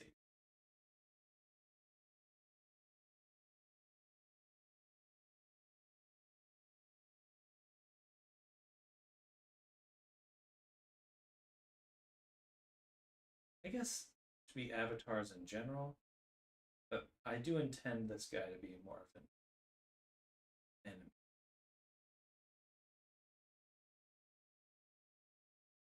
So,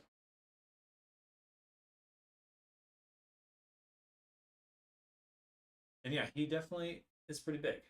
So I'm 6 feet tall. He must be at least 10 feet tall.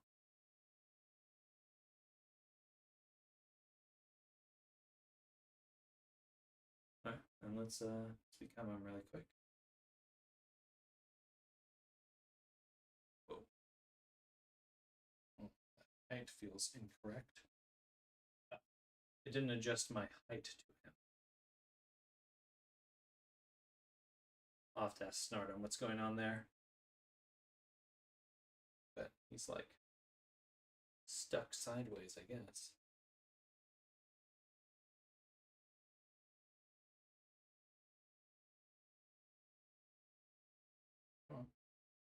Oh, the tooltip seems to be stuck as well.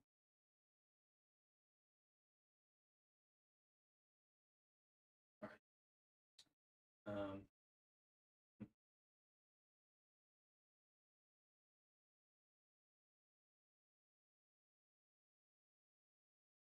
right. Well, huge is huge. Okay, we'll go ahead and exit here if I can. But very solid work. Very solid work. I should have made him spawn at the origin, so it had a better understanding of how tall he is.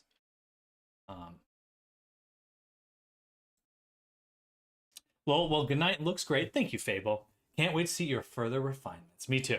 We're gonna give him some kick-ass armor next. Yeah, I think next we're gonna make a nice set of armor for that the goblins and the ogre are going to share. That'll be really fun. But all that being said, it is time for me to go ahead and call it for here. It's 5:20 my time, a little bit after I usually end, and I still need to get some additional rest today. But I think tomorrow I'll be coming back ready for a lot more, full energy. And I think we could just jump in and finish another character before we even hit lunch, which is so nuts to me. We're gonna be cranking them out, And I think this time I will try to make a character that is not humanoid. So I'll be making it from scratch with this new method. But anyway, thank you all for hanging out again. Hope you're all having an amazing, fantastic day. And I'll see you all mañana, bright and early. If you haven't yet, hit that follow and subscribe because I'm doing this every single day. And there's a lot to look forward to. Anyway, good night, everyone. Good night, Nammers. Good night, Fable. Anyone else that's lurking out there, much love to all of you. See you tomorrow. Bye, everyone. Bye. Bye.